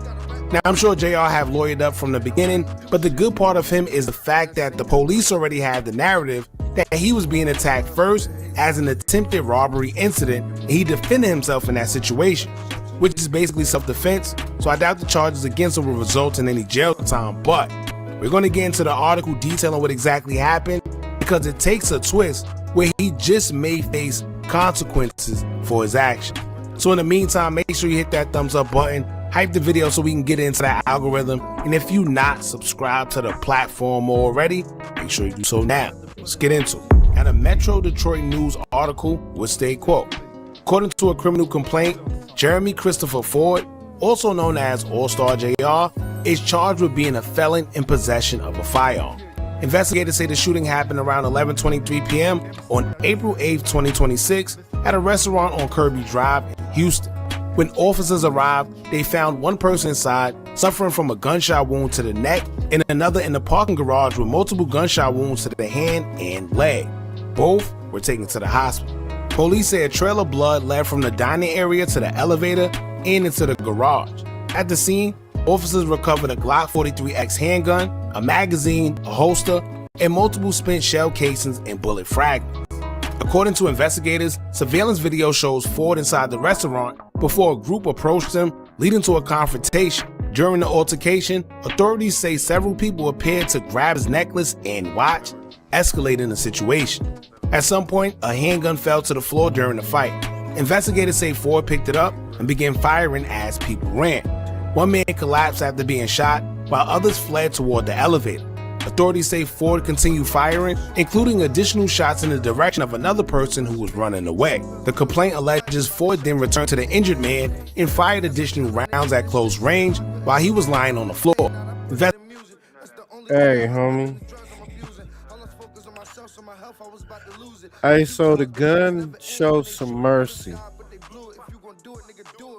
because the gun was, you know, the gun got mad. The gun hopped out of his waistband. New owner picked up the pistol. Remember that? Remember Juice said, "Now you got the juice now." And they was wrestling with the gun, and the other dude picked up the pistol and shit. You know what I'm saying? So I mean, but he come back. The gun gave him mercy because he was supposed to die. He was supposed to die. He came back and shot him. He got shot in the neck. You know? Say all-star dumbass, right? Like, I would have, you know, boom, he shot him, got off of him, and got the fuck up out of there. You know, this is all on cam. You already know you're gonna get picked up or something. Turn yourself in with your lawyer. Boom, boom, boom. Like, you know, hey man, them niggas was trying to rob me. You know, I saw a gun and I picked it up and I you know, my life was flashing before me and I just let loose. I took off running, but to come back and then you standing over the nigga, and they got the pictures y'all saw. He's standing over him, and he does not even he doesn't even execute this guy. You don't eliminate him. You's a terrible shot, homie. You a terrible shot. You went through all that trouble and came back, and then you didn't even finish the job. His gun gave him mercy. The gun was like, nah, I don't want to kill him. You know, he brushed me off a couple times, homie. I remember that time we took me on that robbery. Come on. Look, man, I'm just saying. But how do you keep going? It's crazy. Why do you keep going? Investigators say he later pointed the gun again, but appeared to be out of ammunition. The court documents also alleges he struck the man with the handgun and spit on him before leaving. Authorities say a third person, believed to be a bystander, was also shot but suffered non-life-threatening injuries. Right. Hospital officials told investigators one of the injured victims had his finger amputated due to the gunshot wound and suffered severe leg injury. Right into jail. Another victim, as of April 15th, did not have feeling in his legs. So now that you know what officially went down according to the investigators, let's break down a few of the rumors and conspiracies and why everything may have played. Should have cleaned and lubed that gun, man. That gun would have treated you right, bro. I'm just saying. Out the way it did. Now, starting where it said, quote, a Detroit rapper accused of opening fire inside a Houston restaurant is now facing federal gun charges after investigators say the incident was caught on surveillance video and followed by a taunting social media post. According to a criminal complaint, Jeremy Christopher Ford, also known as All-Star JR, is charged with being a felon in possession of a firearm. Now, first and foremost, y'all, the first head scratcher from jump is the fact that this case is federal. I don't know why I jumped straight to federal, but it is, and I wonder why. Was someone or some mob already under federal investigation at the time of this incident? Was a switch involved? Why is it federal? But then two, pay attention that they're not getting him for shooting anybody. They only arrested him for a felon in possession of a firearm. So for y'all that saying, oh, he crashed out, they got him for shooting it. No, it wasn't about the shooting. He's just being charged with felon in possession of a firearm. Now, aside from that, it should also teach us a lesson. Why I always say stay off social media. The first, you should be off. Hey, you know, this is close to mob ties, right? So they definitely, like I said, I'm hearing that it's a RICO coming down for mob ties. You know, Jay Prince Jr., man, he done brought so much heat on mob ties. So I'm hearing that it's a RICO coming down. And I just uploaded some content. Yeah, go check out Triller Too Legit out of Texas. And he says that there's a informant. There is a rat in the mob ties crew. And after this incident that happened, that they said that Jay Prince Jr. got disciplined, and a few others got disciplined. So you ain't heard from Jay Prince in a while on social media, but that's what I'm hearing. That's what they saying. So, and they saying that this rat informant is talking to Whack 100. He got he's dropping all this cheese on this man. It's crazy, right? thing they mentioned was taunting on social media, only furthering the fact that them people are on social media observing every and anything. Why? Because they know that's the first thing that these guys do. Now, if y'all remember, as we've been covering this, I told y'all this is one of the reasons why nobody was trying to take ownership of the firearm. We heard conflicting stories where some say he took it from one of them, but then others were saying things like he had it on him already. It just wasn't clear where the firearm came from. But here's why. All-Star JR is a prior convicted felon. He's not supposed to possess a firearm or be around any as well. So this is why it wasn't clear, because he's not going to tell you that he had a firearm on him, whether he did or not, because he's not supposed to have one. And if he admitted it, then he's basically admitting to his own guilt. So you have people online who were saying things like, there's no way he had jewelry on in Texas, he didn't have a weapon on him, he's lacking. Well, we don't know whether he did or not because he's not going to admit it. That's dumb. Then Yeah. So there's someone in the group on, yep. As always, man. It's like, yeah, it must be some good Gouda.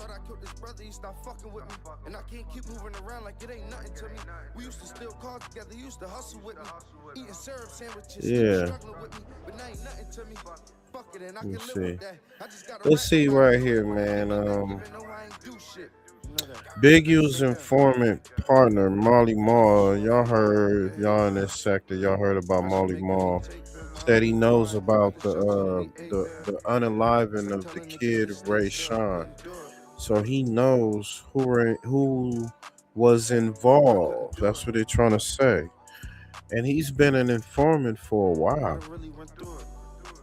Molly Mall, Molly Mall, the producer. One of the informants on the Big U's case. Molly Mall? Bro, nobody knows. All these rappers, everybody's still hanging with this fool, and don't nobody know, and I'm exposing him up. He's a rat. Point blank, period. The boy's a rat, man. He been a confidential informant for Detective Warren Gray since 08. Why would a pimp be pimping out daughters of cops and a judge? It seems like the stupidest thing to do in the world. Why was he doing that? No, actually, if you know you're protected, and it's actually not the stupidest thing in the world, it's the smartest thing in the world, because I'm the only one that has ever been willing to come forward. You thought Molly Mall paying off these cops. The United States District Attorney agrees to stipulate the facts, agree to this agreement, it's sentencing, blah, blah, blah. Not bring any additional charges against defendant arising out of the USAO's investigation, United States Attorney's Office, in the District of Nevada and elsewhere, culminated in this agreement, including any potential charges to offenses with no statute of limitations. So this is the plea agreement of Jamal Rashid, aka the Grammy-nominated, winning, whatever, fake producer for Justin Bieber, Drake, and many others. This is when he pled guilty to pimping back in 2019. He got 33 months. Hey, what's up, everybody? I'm Molly Mall, multi-platinum producer for Justin Bieber, Tyga. I worked with so many stars. We need more room in the sky. Jamal Rashid, also known as Molly Mall, declined to give us a comment as he walked in and out of his federal courthouse in downtown Las Vegas. He is now sentenced to 33 months in prison. Prosecutors say he worked as a pimp. A judge called him a monster in the past. We have no comment at this time. We did all our talking in court. Mr. Rashid expressed his remorsefulness and he accepted responsibility, and he is ready to do what the judge said and go back and make people happy with his music. How do you get a brand new AC system in SoCal from just $125 per month or 0% financing for 18 months? At Eco Air Heating and Cooling, we make it simple for homeowners across Orange County. So they gave him, as part of the plea agreement, no charges arising out of this investigation, including ones with no statute of limitations. Well, what is that? I think the only things with no statute of limitations is doing stuff to people actually under 18 and homicide. So that's a hell of a stipulation Jamal Rashid got. Now, why am I talking about this guy again? I did a story talking about that the Big U case may hinge on Jamal Rashid. Now, I could not find what I was looking for before, which was proof that the studio that Rayshawn Williams, the young man from the Crenshaw district, whose homicide led the feds to finally charge Big U, because his name is blacked out everywhere. But I had found it. B, homicide of Rayshon Williams and identification of the subject location. On the morning of January 25th, 2021, North Las Vegas Police Department discovered the body of Rayshon Williams lying in the desert near the Apex landfill in North Las Vegas, Nevada. He'd been shot multiple times and his body had been dragged and left in a ditch not far from Interstate 15. Hours before his homicide, he was seen at Jamal Rashid's studio located at 4311 East Aquendo Road, Las Vegas. Here's a picture of Molly Mall's big-ass compound, which was his house there. This is the house that would get raided during his various indictments. Molly Mall got out on parole, or federal probation back in 2025. He immediately got violated. He had a sex room in his house. I think he may be out now. I'm not really sure. Molly Mall is who loose cannon beat up out on Sunset Boulevard. That's who. Yeah, Molly Mall is a motherfucking. He was a pimp.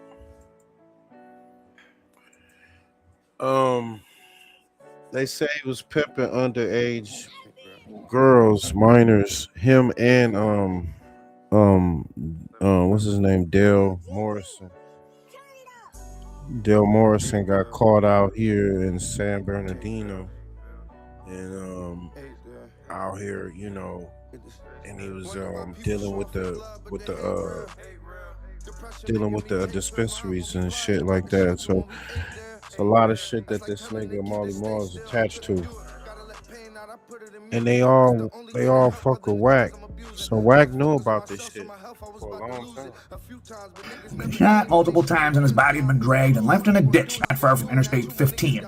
Hours before his homicide, he was seen at Jamal Rashid's studio located at 4311 East Aquendo Road, Las Vegas. Here's a picture of Molly Mall's big-ass compound, which was his house there. This is the house that would get raided during his various indictments. Molly Mall got out on parole, or federal probation back in 2025. He immediately got violated. He had a sex room in his house. I think he may be out now. I'm not really sure. Molly Mall is who loose cannon beat up out on Sunset Boulevard. That's who Big U's studio guy was. They were in league. So this is the web. This is the sick web of the entertainment industry. So Molly Mall had the customers, the $10,000 a night customers, the real celebrities, the real businessmen.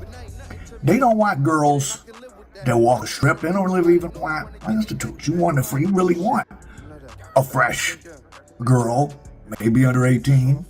Now, there's a whole big separate scandal that's gone on, multiple, long running in Las Vegas, involving the police and Molly Mall. Ladies and gentlemen, in case you didn't notice, it's the voice of Ocean Limit. I'm calling from Indian Springs, homie. I'm talking about in the penitentiary. Once I get arrested, Detective Bachman gets a hold of April. Now, what he is aligned with Molly Mall. They friends. Remember on the first one by George Knapp on 11/10/16, they reported that Detective Bachman's daughter calls him Uncle Jay. Now, there's nowhere in the world that the detective's daughter would call you Uncle Jay unless y'all was close. Now, I'm going to get back to that. But this is what we had it. Detective Bachman got his hands on April. He takes her to Jamal, okay, who then hooks her up at his service. Now she's working. I'm out the way. They're sharing her. I'm out the way. They move her to New York, whatever the case may be. All that was in play. They fly her back out here 2 days before my trial, and boom, she testified. So this is how it goes. Molly Mall, who met Detective Bachman, to Detective Warren Gray, who works at Metro's organized crime. Now, he crooked as a motherfucker, too. This fool was selling motherfucking, well, I don't want to cuss on your podcast, bro, but this individual was selling department secrets, bro, for money. Molly Mall, bro, nobody knows this. All these rappers, everybody's still hanging with this fool, and don't nobody know, and I'm exposing him. He's a rat. Point blank, period. The boy's a rat, man. He's been a confidential informant for Detective Warren Gray since 08. But see, this is what I'm trying to tell you right here, though. He was in with the boy. You know this. I go to jail. Wheelchair might go to jail. Everybody's going to jail except him. And why is that, bro? It's only one reason why. And we all know it. And I just told you what it was. I mean, he ain't no good. Yeah, and at one point, I remember same with CS2. Like that's I think he was giving him the voucher. You know what I mean? Like, no, same with CS2. Everybody going to jail but that guy. Yo, they was saying that Molly Mall would tell his girls, don't fuck with the blacks. Only, you know, he don't want them fucking with black clients. He had a problem with them messing with black clients. Ooh, that's the love I have for him. what hurt the most, bro. That's the love I had for him, and that's what hurt the most. Rashid pled guilty in October 2019 after he was offered a highly criticized pre-indictment plea deal by then United States Attorney for the District of Nevada, Nicholas Trutanich, of just one count of using an interstate facility to aid unlawful activity. The plea agreement did not even require Rashid to register as a sex offender. But for 12 years prior to 2014, Rashid operated a high-end business that transported victims across the United States, right under the watchful eye and allegedly with the tacit approval of some in the Las Vegas Metro Police. Who Rashid clients, or Johns as they are called on the street, that paid up to $10,000 for one date with one of Rashid's priority girls are unknown. It is possible that they were celebrities, politicians, law enforcement officials, judges, and other persons of influence whose identities are being protected by the government. As far as the homicide obviously is the worst thing in Big U's case. Some hard shit, boy. Deeper than rap, the boy. federal government looks for weak links, people to press. I put up the story yesterday about Armani Afaji. She admitted to trafficking with Big U. But now here we have Molly Mall. This is that powder, looking like, man. to me, now we're going to get into some other stuff in Las Vegas. And the reason I say the Las Vegas Epstein, the hip-hop Epstein, because this gets really dark. The hip-hop Epstein. Damn. Molly Mall. He willing to, of course he willing to be a rat. He trying to clean up his cases, man. He trying to clean up all this dirt. This nigga had underage females hooking them up with politicians, actors, judges, and shit like that, huh? So here so Big U was comfortable going to Molly Mall. Well, per the allegations, comfortable going to Molly Mall's studio. His name is blanked out everywhere else. He denies that it was his studio, but they didn't blank it out right here. And that's his big house, and that's the address, and that's... I saw Detective Boffman visit Molly Mall's home on Aquindo Road in Las Vegas numerous times, even bringing his teenage daughter to hang out with the rappers and prostitutes who socialize in the home recording studio. Detective Boffman will leave his daughter in the recording studio while he went into the main house with Molly Mall. While in the main house, Detective Boffman would engage in sexual relationships with certain working for Molly Mall, including but not limited to Star and Savannah. Investigation by the Damn, you see that shit? His nigga brought his kid. You hear this push? This is wild. FBI and his name is blanked out everywhere else, and he denies that it was his studio, but they didn't blank it out right here. And that's his big house, and that's the address, and that's... I saw Detective Boffman visit Molly Mall's home on Aquindo Road in Las Vegas numerous times, even bringing his teenage daughter to hang out with the rappers and prostitutes who socialize in the home recording studio. Detective Boffman will leave his daughter in the recording studio while he went into the main house with Molly Mall. While in the main house, Detective Boffman would engage in sexual relationships with certain working for Molly Mall, including but not limited to Star and Savannah. Investigation by the FBI and the IRS into the lucrative but dangerous racket in Las Vegas has yet to produce indictments, but the end may be drawing near. And what's unusual about this probe is that a main target is a former vice cop who gained a national reputation for busting notorious pimps. The I-Team first broke the story last year, and tonight George Knapp has an exclusive update. Designing a remodel without architecture is like decorating a house without walls. It always leads to issues later. Hello, I'm Cheryl Chalik, and I am in my stunning new... So I would tell people, to wake up. Back when he was a star vice detective, Chris Boffman characterized himself as one of the four horsemen of the apocalypse, ready to unleash malevolent fury on Las Vegas pimps. Hyperbole aside, Boffman's team succeeded in bagging a rogues gallery of violent Mac Daddy types. Okay, so you had this cop who was arresting people, but he wasn't arresting, he was arresting rivals of Molly Mall. If you were down with Jamal Rashid, you didn't get arrested. And in fact, girls were introduced to Rashid possibly by this black Las Vegas cop. And so in 20s, okay, now here's where it's gonna end. This sounds nuts, but I've just been reading all this Las Vegas and Baltimore. For some reason, a Baltimore paper, big story on it. 2016, a 16-year-old girl, this girl here, she gets a job at a clothing store. Her mother may have been just an attorney at the time, or she was already a judge, but she went on to become a judge, Tobias. This girl starts working at this clothing store, but it's sort of like a stripper clothing store, and this guy, Shane Sugar Valentine, owned it. And she starts telling her mother, like, I think there's prostitution going on there and girls and all that. And she's scared of Sugar Shane. The mother reports this to the police. Again, she either was a judge in Las Vegas already or she was about to become one because Tobias becomes a judge. Now, Sugar Shane, or Shane Sugar, whatever, Sugar Valentine, he was involved in he's linked to Molly Mall. He was involved in some type of rivalry with this guy, this other young wannabe pimp or actual pimp, Neo, I forget his first name, but he was called Neo Kaufman. And these are guys from Las Vegas. Neo Kaufman had a high school girlfriend with this white girl, Land is the last name, Kaufman and Land. In 2016, Mr. Kaufman and Land, who are young, they're like 28, 21 at this point. This is right around the time where this judge's daughter is telling her about what's going on at this store owned by Valentine, a store called Top Notch. She's telling the police are doing nothing about it. Now remember, we had these police get in trouble and they seem to have been protecting Molly Mall. Valentine is connected to Molly Mall. He's in a rivalry with this Neo, who has this girl Land, who he's turning out into prostitution probably. Someone comes in their house. They don't kick in the door. They're let in. They must know him.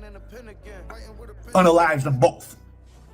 This is 2016. This is still not solved. These are, and I'm being funny, but I'm not being funny. We live in a country, of course, where lives are valued differently.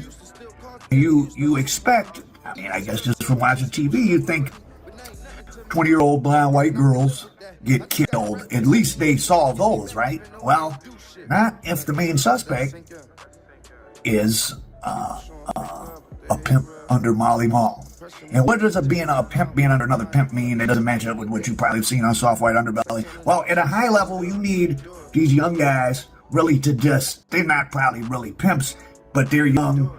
They got these girlfriends from high school where they're able to meet very young girls or, 19-year girls. It seems more normal. And then you bring them over Jamal Rashid, Molly Mall's house. Oh, this is my boy. Now you can take it to the mansion. You can have them backstage at a Drake concert. You can do all the things that spin their head around that lead the daughter of a judge or a cop to turn a trick. And that's what the theory is. And we could get into doing a whole separate story on this. About this, there's evidence of all this, but there's evidence that these young guys, probably at the behest of Molly Mall, maybe others, were purposely wanting to turn out the daughters of judges, police. For what? For blackmail purposes, right? So if we're doing other stuff, like Epstein type of stuff, remember Epstein conviction was with a 14-year-old. If we're doing that type of stuff, we want to ace in the hole. We want to be able to say, oh, well, hey, judge, hey, cop, your daughter been hoeing for me or something, which she may well have been crazy. But that don't mean Sugar Shane didn't do it. Or Sugar Valentine. Let me call him Sugar Valentine. Sugar Valentine didn't do it. But this white woman kicked in his door. And remember, Sugar Valentine went to prison himself, not for the homicide of Neo and his white girl. He did some prison time for shooting up the home of Neo Kaufman's mother. He went and shot her. He by himself drove up in the house, rammed the house with his car, and shot her house up. So this was a crazy guy. And this guy, Tobias, and the judge who carries up claims, was. Yo, this shit, wow. Hey, y'all go check that out. That's on American Dope, man. Al Prophet, man, he got some information on Molly Mall being an informant. See, he wrapped up in this Epstein type prostitute ring. This nigga was doing all types of shit, and they saying that they're using him in the Big U case, which is wild in itself, right? These niggas is crazy, bro. Fuck yeah, bro. Wow. Yeah. Got some update on Pooh Shiesty, man. Pooh Shiesty indictment, 20 counts and 33 overt acts. That's crazy. Let's get into it. It's about 18 minutes. We ain't gonna play the whole thing, of course. in April 2026. And if you have been watching everybody else talk about this case, you have been watching people talk about it without breaking down and explaining the actual paperwork. To keep it 100, Byron Blake is the only one that I can honestly say understands and breaks down paperwork. Hernandez Govine is from Memphis and has his ear to the street, but what he doesn't have is the plug on the docs before they hit Pacer. On this channel, we break down the paperwork, so let's run it. Dontrell Williams Jr., aka Pooh Shiesty, his father, Dontrell Williams Sr., aka My Boss, Rodney White Jr., aka Big 30, DeMarcus Glover, aka Twin CMO, Marion Gibson, aka Mookie, R.D. Johnson, aka Baby Slime 375, Darian McDaniel, aka Glizzy, Terrence Rogers, aka Damn Food 375, and Kadarius, aka KD. The man the government says witnesses describe as Pooh Shiesty's right-hand man. 9 people, all 9 facing the same 20 counts, all 9 staring at life in federal prison on counts 2, 3, and 4. Every single one of them is presumed innocent until a jury says otherwise, beyond a reasonable doubt. You heard me? That right there, it doesn't move. But what a grand jury just charged them with is what we are breaking down today. Both sides, but the government has to prove what the defense gets to say back. Before the overt acts, let's put the counts on the table so you understand what is actually at stake here. Count 1 is conspiracy to commit kidnapping under 18 U.S.C. Section 1201C. All 9 defendants, maximum 20 years. Counts 2, 3, and 4 are the substantive kidnapping counts, 1 for each victim, identified in the indictment as Roderick Davis, Matthew Marzal, and Brandon Putnam. All 9 defendants on all 3 counts, maximum life imprisonment on each one. Count 5 is conspiracy to commit Hobbs Act robbery. All 9, maximum 20 years. Count 6, 7, and 8 are the substantive Hobbs Act robbery count, 1 per victim. All 9 defendants, maximum 20 years each. Then the firearm count start, and this is where it gets individual. Count 9 and count 10 both hit Pooh Shiesty alone. 2 separate 924C brandishing counts, 7-year mandatory maximum, mandatory minimums that run consecutive to each other and consecutive to everything else. Count 11 hits Big 30 alone, 924C possession, 5-year mandatory minimum consecutive. Counts 12 through 17 are individual 924C counts against Glover, Gibson, Johnson, McDaniel, Rogers, and Walters, each carrying their own mandatory minimums running consecutive to everything else. Count 18 is conspiracy to possess firearms and furtherance of crimes under 9240, all 9 defendants, maximum 20 years. Count 19 is felon in possession against Pooh Shiesty specifically. The government points to his prior conviction out of Florida that he was still serving on the home detention ankle monitor when January the 10th happened. Count 20 is felon in possession against DeMarcus Glover. The government points to his December 2025 guilty plea in DeSoto County, Mississippi, auto burglary that made him a convicted felon walking into that studio. That is the weight of this indictment before a single overt act gets proven. Now let's walk through how the government says it all went down. Overt Act 1, January 8th, 2026. Rodney Wright Jr., Cordell Johnson, Cordell Walters, Terrence Rogers, Demarion Gibson, DeMarcus Glover, and Darian McDaniel loaded into a black Dodge Charger Hellcat with Tennessee plate, a black Dodge Ram with Arkansas plates, and left Memphis headed to Dallas. 7 of the 9 making a trip together in 2 vehicles. To prove this act, the government needs vehicle registration records, license plates, reader data at every state line between Tennessee,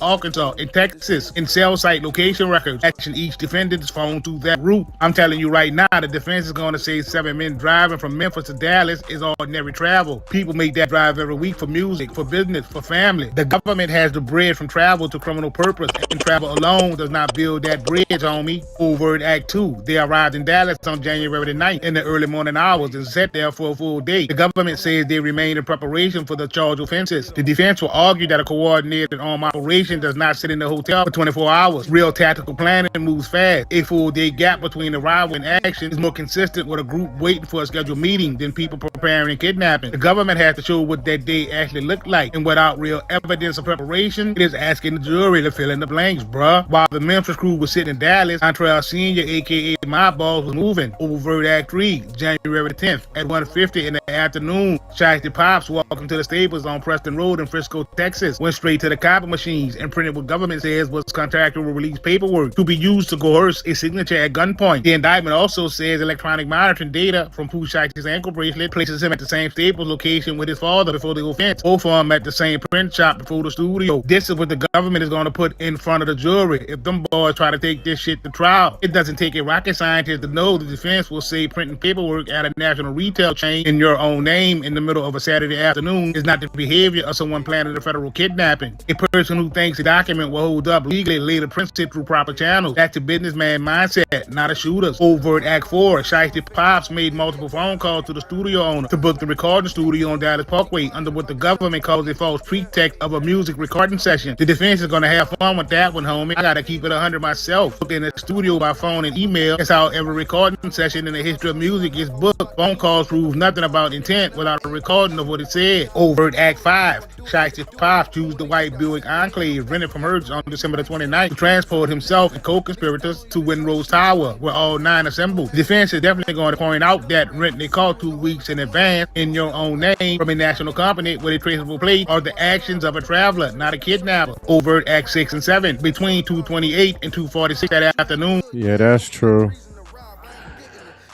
Yeah, man. They got some wiggle room on this.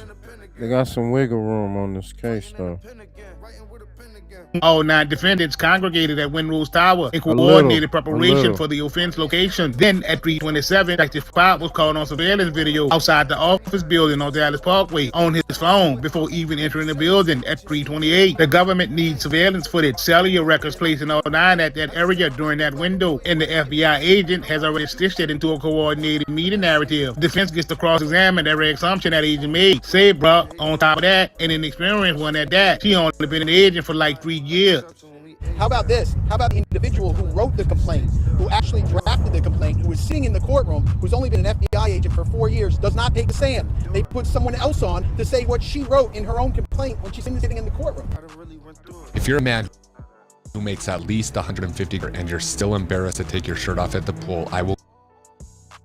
Overt Act 8 at 3:43 in the afternoon. All 9 defendants entered to each side of the office building together and walked through the lobby towards the recording studio. 9 people walking into a commercial office building through the front door in broad daylight. The government needs building security video and identification of each of the 9 from that footage. Identifying 9 people from commercial security camera footage is the real evidentiary problem, and the defense will make the jury look at every single frame. Overt Act 9. After entering the group, the Marion Gibson, aka Mookie, exited the building and came back carrying a bag over his shoulder that the grand jury says contained firearms to be distributed among co-conspirators. The government has a video of that bag. That is all they have, unless they recovered the bag or the weapons. The contents of that bag is an assumption, not a fact. Gibson's entire firearm charge rests on what was or what was not in that bag. Overt Act 10. Pooh Shiesty, Lantrell Williams Jr. asked Roger Davis, aka Gucci Man, to step away from the group and come with him privately into the attached recording room. One security guard stayed in the lobby. Matthew and Brandon stayed in the control room. That private puller side separated Gucci from everyone else. The government says the purpose was criminal. I'm more than sure defense will say a business partner asking another business partner for a private conversation is the most ordinary thing in the music industry. Gucci walked into that voluntarily, all on his own. Once that door closed, the government says everything changed. So what is this? This is the control room? This is Studio A. Studio A. Kind of our flagship room. Yeah. This is the room all the celebrity clients want to use, and it's our one room that's geared towards recording ensembles. Overt Act 11. Shiesty pulled paperwork from a bag and directed Gucci to sign with the indictment called purported contractual release or termination paperwork. Overt Act 12. At Shiesty's direction, Big 30 left the recording room, retrieved the bag, came back and delivered a black AK-style pistol to Shiesty. That delivery ties directly to count 11. Big 30's individual 924C possession count with a mandatory minimum of 5 years consecutive. The government has to prove 30 left and returned and delivered that specific weapon. If the pistol was never recovered, the firearm evidence runs through Gucci's testimony alone. Under Rosemont versus the United States, the government also has to prove 30 had advanced knowledge that a firearm would be used, meaning he knew what was in that bag before he went and got it. Over and he signed the paperwork. Shiesty Pops and Big 30 was standing in that room as what the indictment calls armed principles. This is the act behind count 9, Pooh Shiesty's first 924C brandishing count, 7-year mandatory minimum consecutive. For the armed principles theory on Shiesty Pops and 30, the government has to show both men knew in advance a firearm would be produced. Presence is not enough, bruh. Rosemont versus the United States requires advanced knowledge and meaningful opportunity to walk away. Overt Act 14. Gucci signed the paperwork under duress at gunpoint, and Big 30 used his cell phone to record Gucci signing and making a verbal declaration releasing Shiesty from his contractual obligation. That video is the most significant single piece of evidence in this entire case, and I have already covered that in my previous video. I don't know, it's looking kind of crazy, man. We gonna see how that shit play out. Y'all gonna have to tap in tomorrow, man. We still got the Fulio. Got the Fulio shooting. The homie shit sounding like robotic. Thank you. Appreciate that. Yeah, but yeah, tomorrow, man, we're gonna get into that Fulio. The trial has started and it's looking crazy, man. So we got law and crime trial footage that we're gonna get into, and we got the Cuff Boys. They got some content on it, man. This is crazy though. Quote, he was begging me not to let him die. Yeah. So make sure y'all tap in, get your notifications, man. We're gonna go in. They go in, the other guys that, you know, lost their lives, you know, before Fulio. And then we got Whack 100, who said he knows everything about the Rosemo unaliving that happened some years ago. So we're gonna get into that.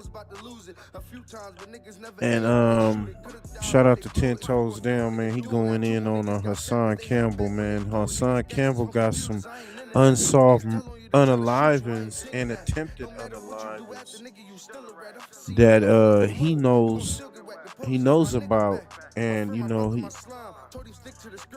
want to let everybody know what's going on. So your boy 10 Toes breaking it down. He breaking it down.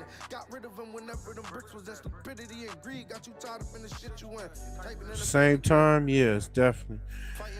Tomorrow's Friday, so yeah, I'm gonna start like about 5:30, 5:45. You know, try to start a little early. So pull up, man, get your drink or whatever you're doing. Make sure you don't drink and drive. If you smoke, no inferior smoke. You know, and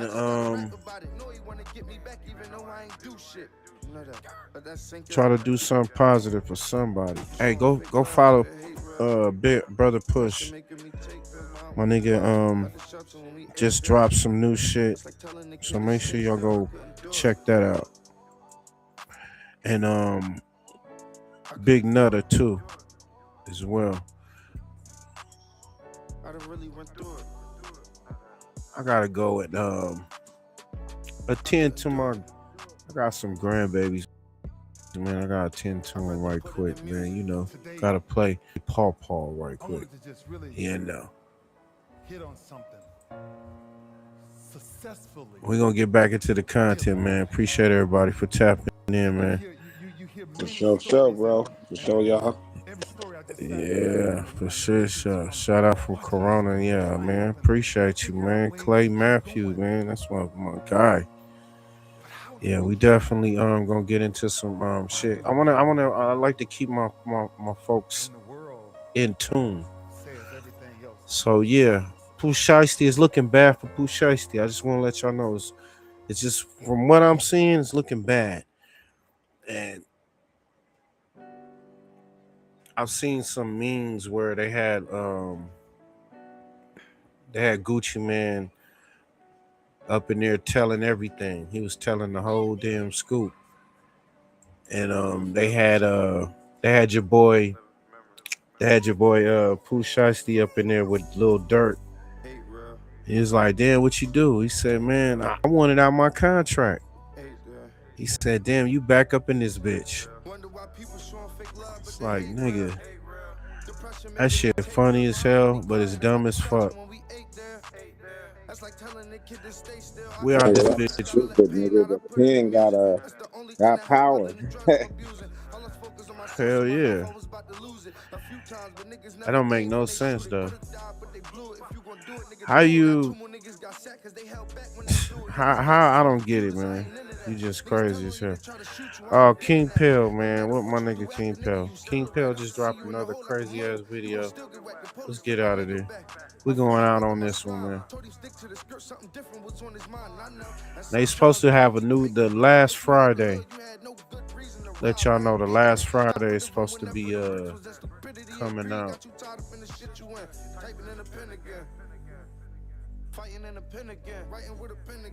All right, we out this bitch, man. Go. My man thought I killed his brother, he stopped fucking with me. And I can't keep moving around like it ain't nothing to me. We used to steal cars together, he used to hustle with me. Eating syrup sandwiches, he was struggling with me. It ain't nothing to me. Fuck it, and I can live with that. I just gotta rap about it. Say a fight escalated, ending in gunfire, leaving 2 men in critical condition. And so the hustlers continue to hustle, and the players continue to play. Welcome to Get That Records. Got the pills and I'm still getting phone money. Record label wanna loot me in this song money. Still got the soft, you get some extra O's from. Shooting waters down, niggas asking for the bow numbers. I done dropped a new kid last 4 summers. Got an aces box stuffed with some blow money. Balenciaga winter joggers and my coat ugly. These ain't Louis, shoot them, get a bag runners. Boy, your hoe know something, cheating ass. Hit her in between swerve, she don't see me past 6. Promoting ass nigga almost got his range. Flipped, I was blowing out the window, you ain't see me past shit. Porsche 911-7, slut Jesus peace, you ain't seeing on the pastor. Nigga ain't copping, I don't need him in my presence. Got a sale for 6 pints and we meeting at 11. I get the dog food gone like I breed pups. I ain't changed the vet oil 13 months. Ain't no witnesses around, we ain't lead nothing. Boy, we a killer nigga thinking that he seen something. Niggas jumping in the game, better play to win. When the real ballers out, nigga, take it in. I'm in Cheeks game, pouring foes out in Fayetteville. What they paying for the blues, bitch, I think I'm staying here. Left the mall, took the valet nigga 250. These niggas always end up hoes, they like Bruce Jenner. I hold your mans in every single group member. I ain't worried about a nigga seeing me, I shoot niggas. I done seen it all, hustle in this lifetime. I pull a foreign in the Herman Gardens right now. Hit a nigga city, first time start a pipeline. Niggas turn to haters when you used to be they lifeline. Nigga plotting can't do shit but get his broke ass whack. He touched down from jail, finish, take his broke ass back. I ain't even wearing fists that's under 4 bands flat. How you the nigga taking trips and don't bring no bands back? Get a phone, get a scale, get some baggage. Get some workers, get a spot and I get it cracking. It be robbing, it be killings, bro, shit happen. It be money, it be traffic, ain't no napping. I'm big hopping, kitchen big blocking. I got shine like expensive wrist. She ain't shit, now watch me get the bitch poppin'. Take my hoes out of town, take my niggas brick shopping. Boy, I'm big coppin', kitchen big blocking. Dope, I got shine like expensive wrist watches. She ain't shit, now watch me get the bitch poppin'. Take my hoes out of town, take my niggas brick shopping. Boy, I'm big coppin', kitchen big blocking. Dope, I got shine like expensive wrist watches. She ain't shit, now watch me get the bitch poppin'. Take my hoes out of town, take my niggas brick shopping.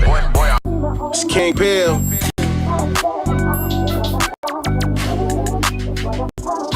That's a fact. Love. It's just me, myself, and I. That's all I can trust. I was the only one outside when I was just pulling up. My mama always told me, nigga, you ain't got no friends. I got shot, they ran off, then called an ambulance. Bitch, I'm known to stand tall. All and you don't stand a chance. I knock down like an avalanche. Yeah, you might see me smile, but I don't got no feelings. Grew up as the only child, I don't got no siblings. Yeah.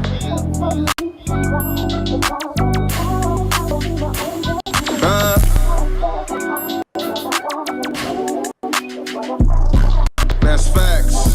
Stop fucking with that lean, homie, and you be okay.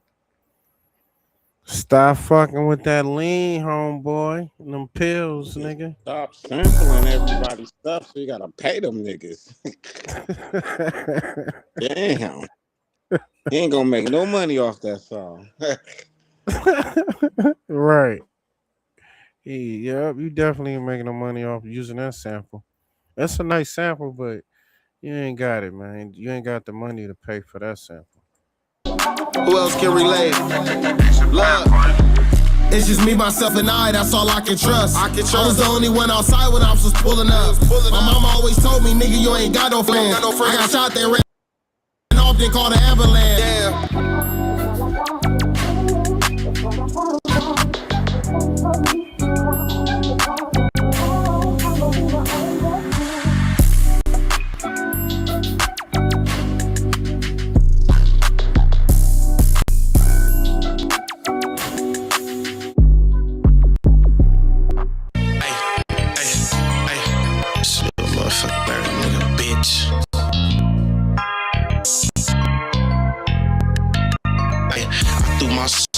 Motherfucking beat. I kill a nigga just to make sure that I eat. Listen to my heart, I hear my daughter when that beat. Talk to Moo, he hear that shade when I speak, yeah. Mama told me watch all the company you keep, yeah. Slide on the west and then we post up on the east, yeah. I'm on your neck, it ain't no motherfucking sleep, yeah. Creep up on you, I know some motherfucking creeps, yeah. Just be patient till time gon' come. Like a rock star on the stage, I just mind my drum. Pull a pistol in the middle of some beef, I'm behind my gun. If it ain't the police, you can never name a time I run. Easty nigga, I kept that dope in my socks, okay.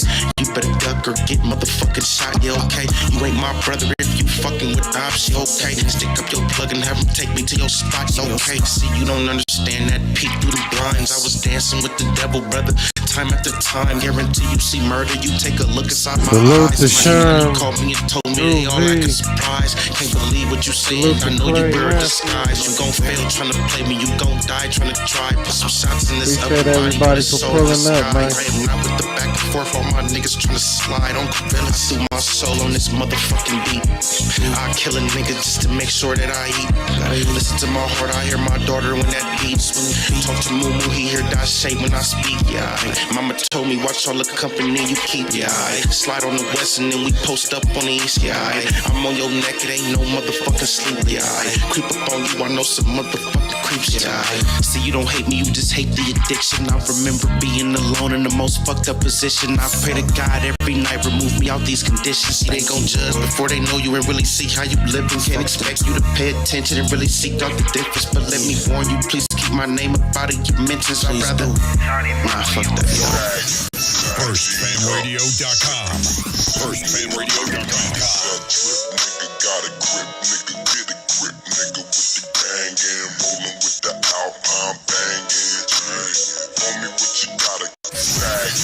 FirstFamRadio.com. FirstFamRadio.com.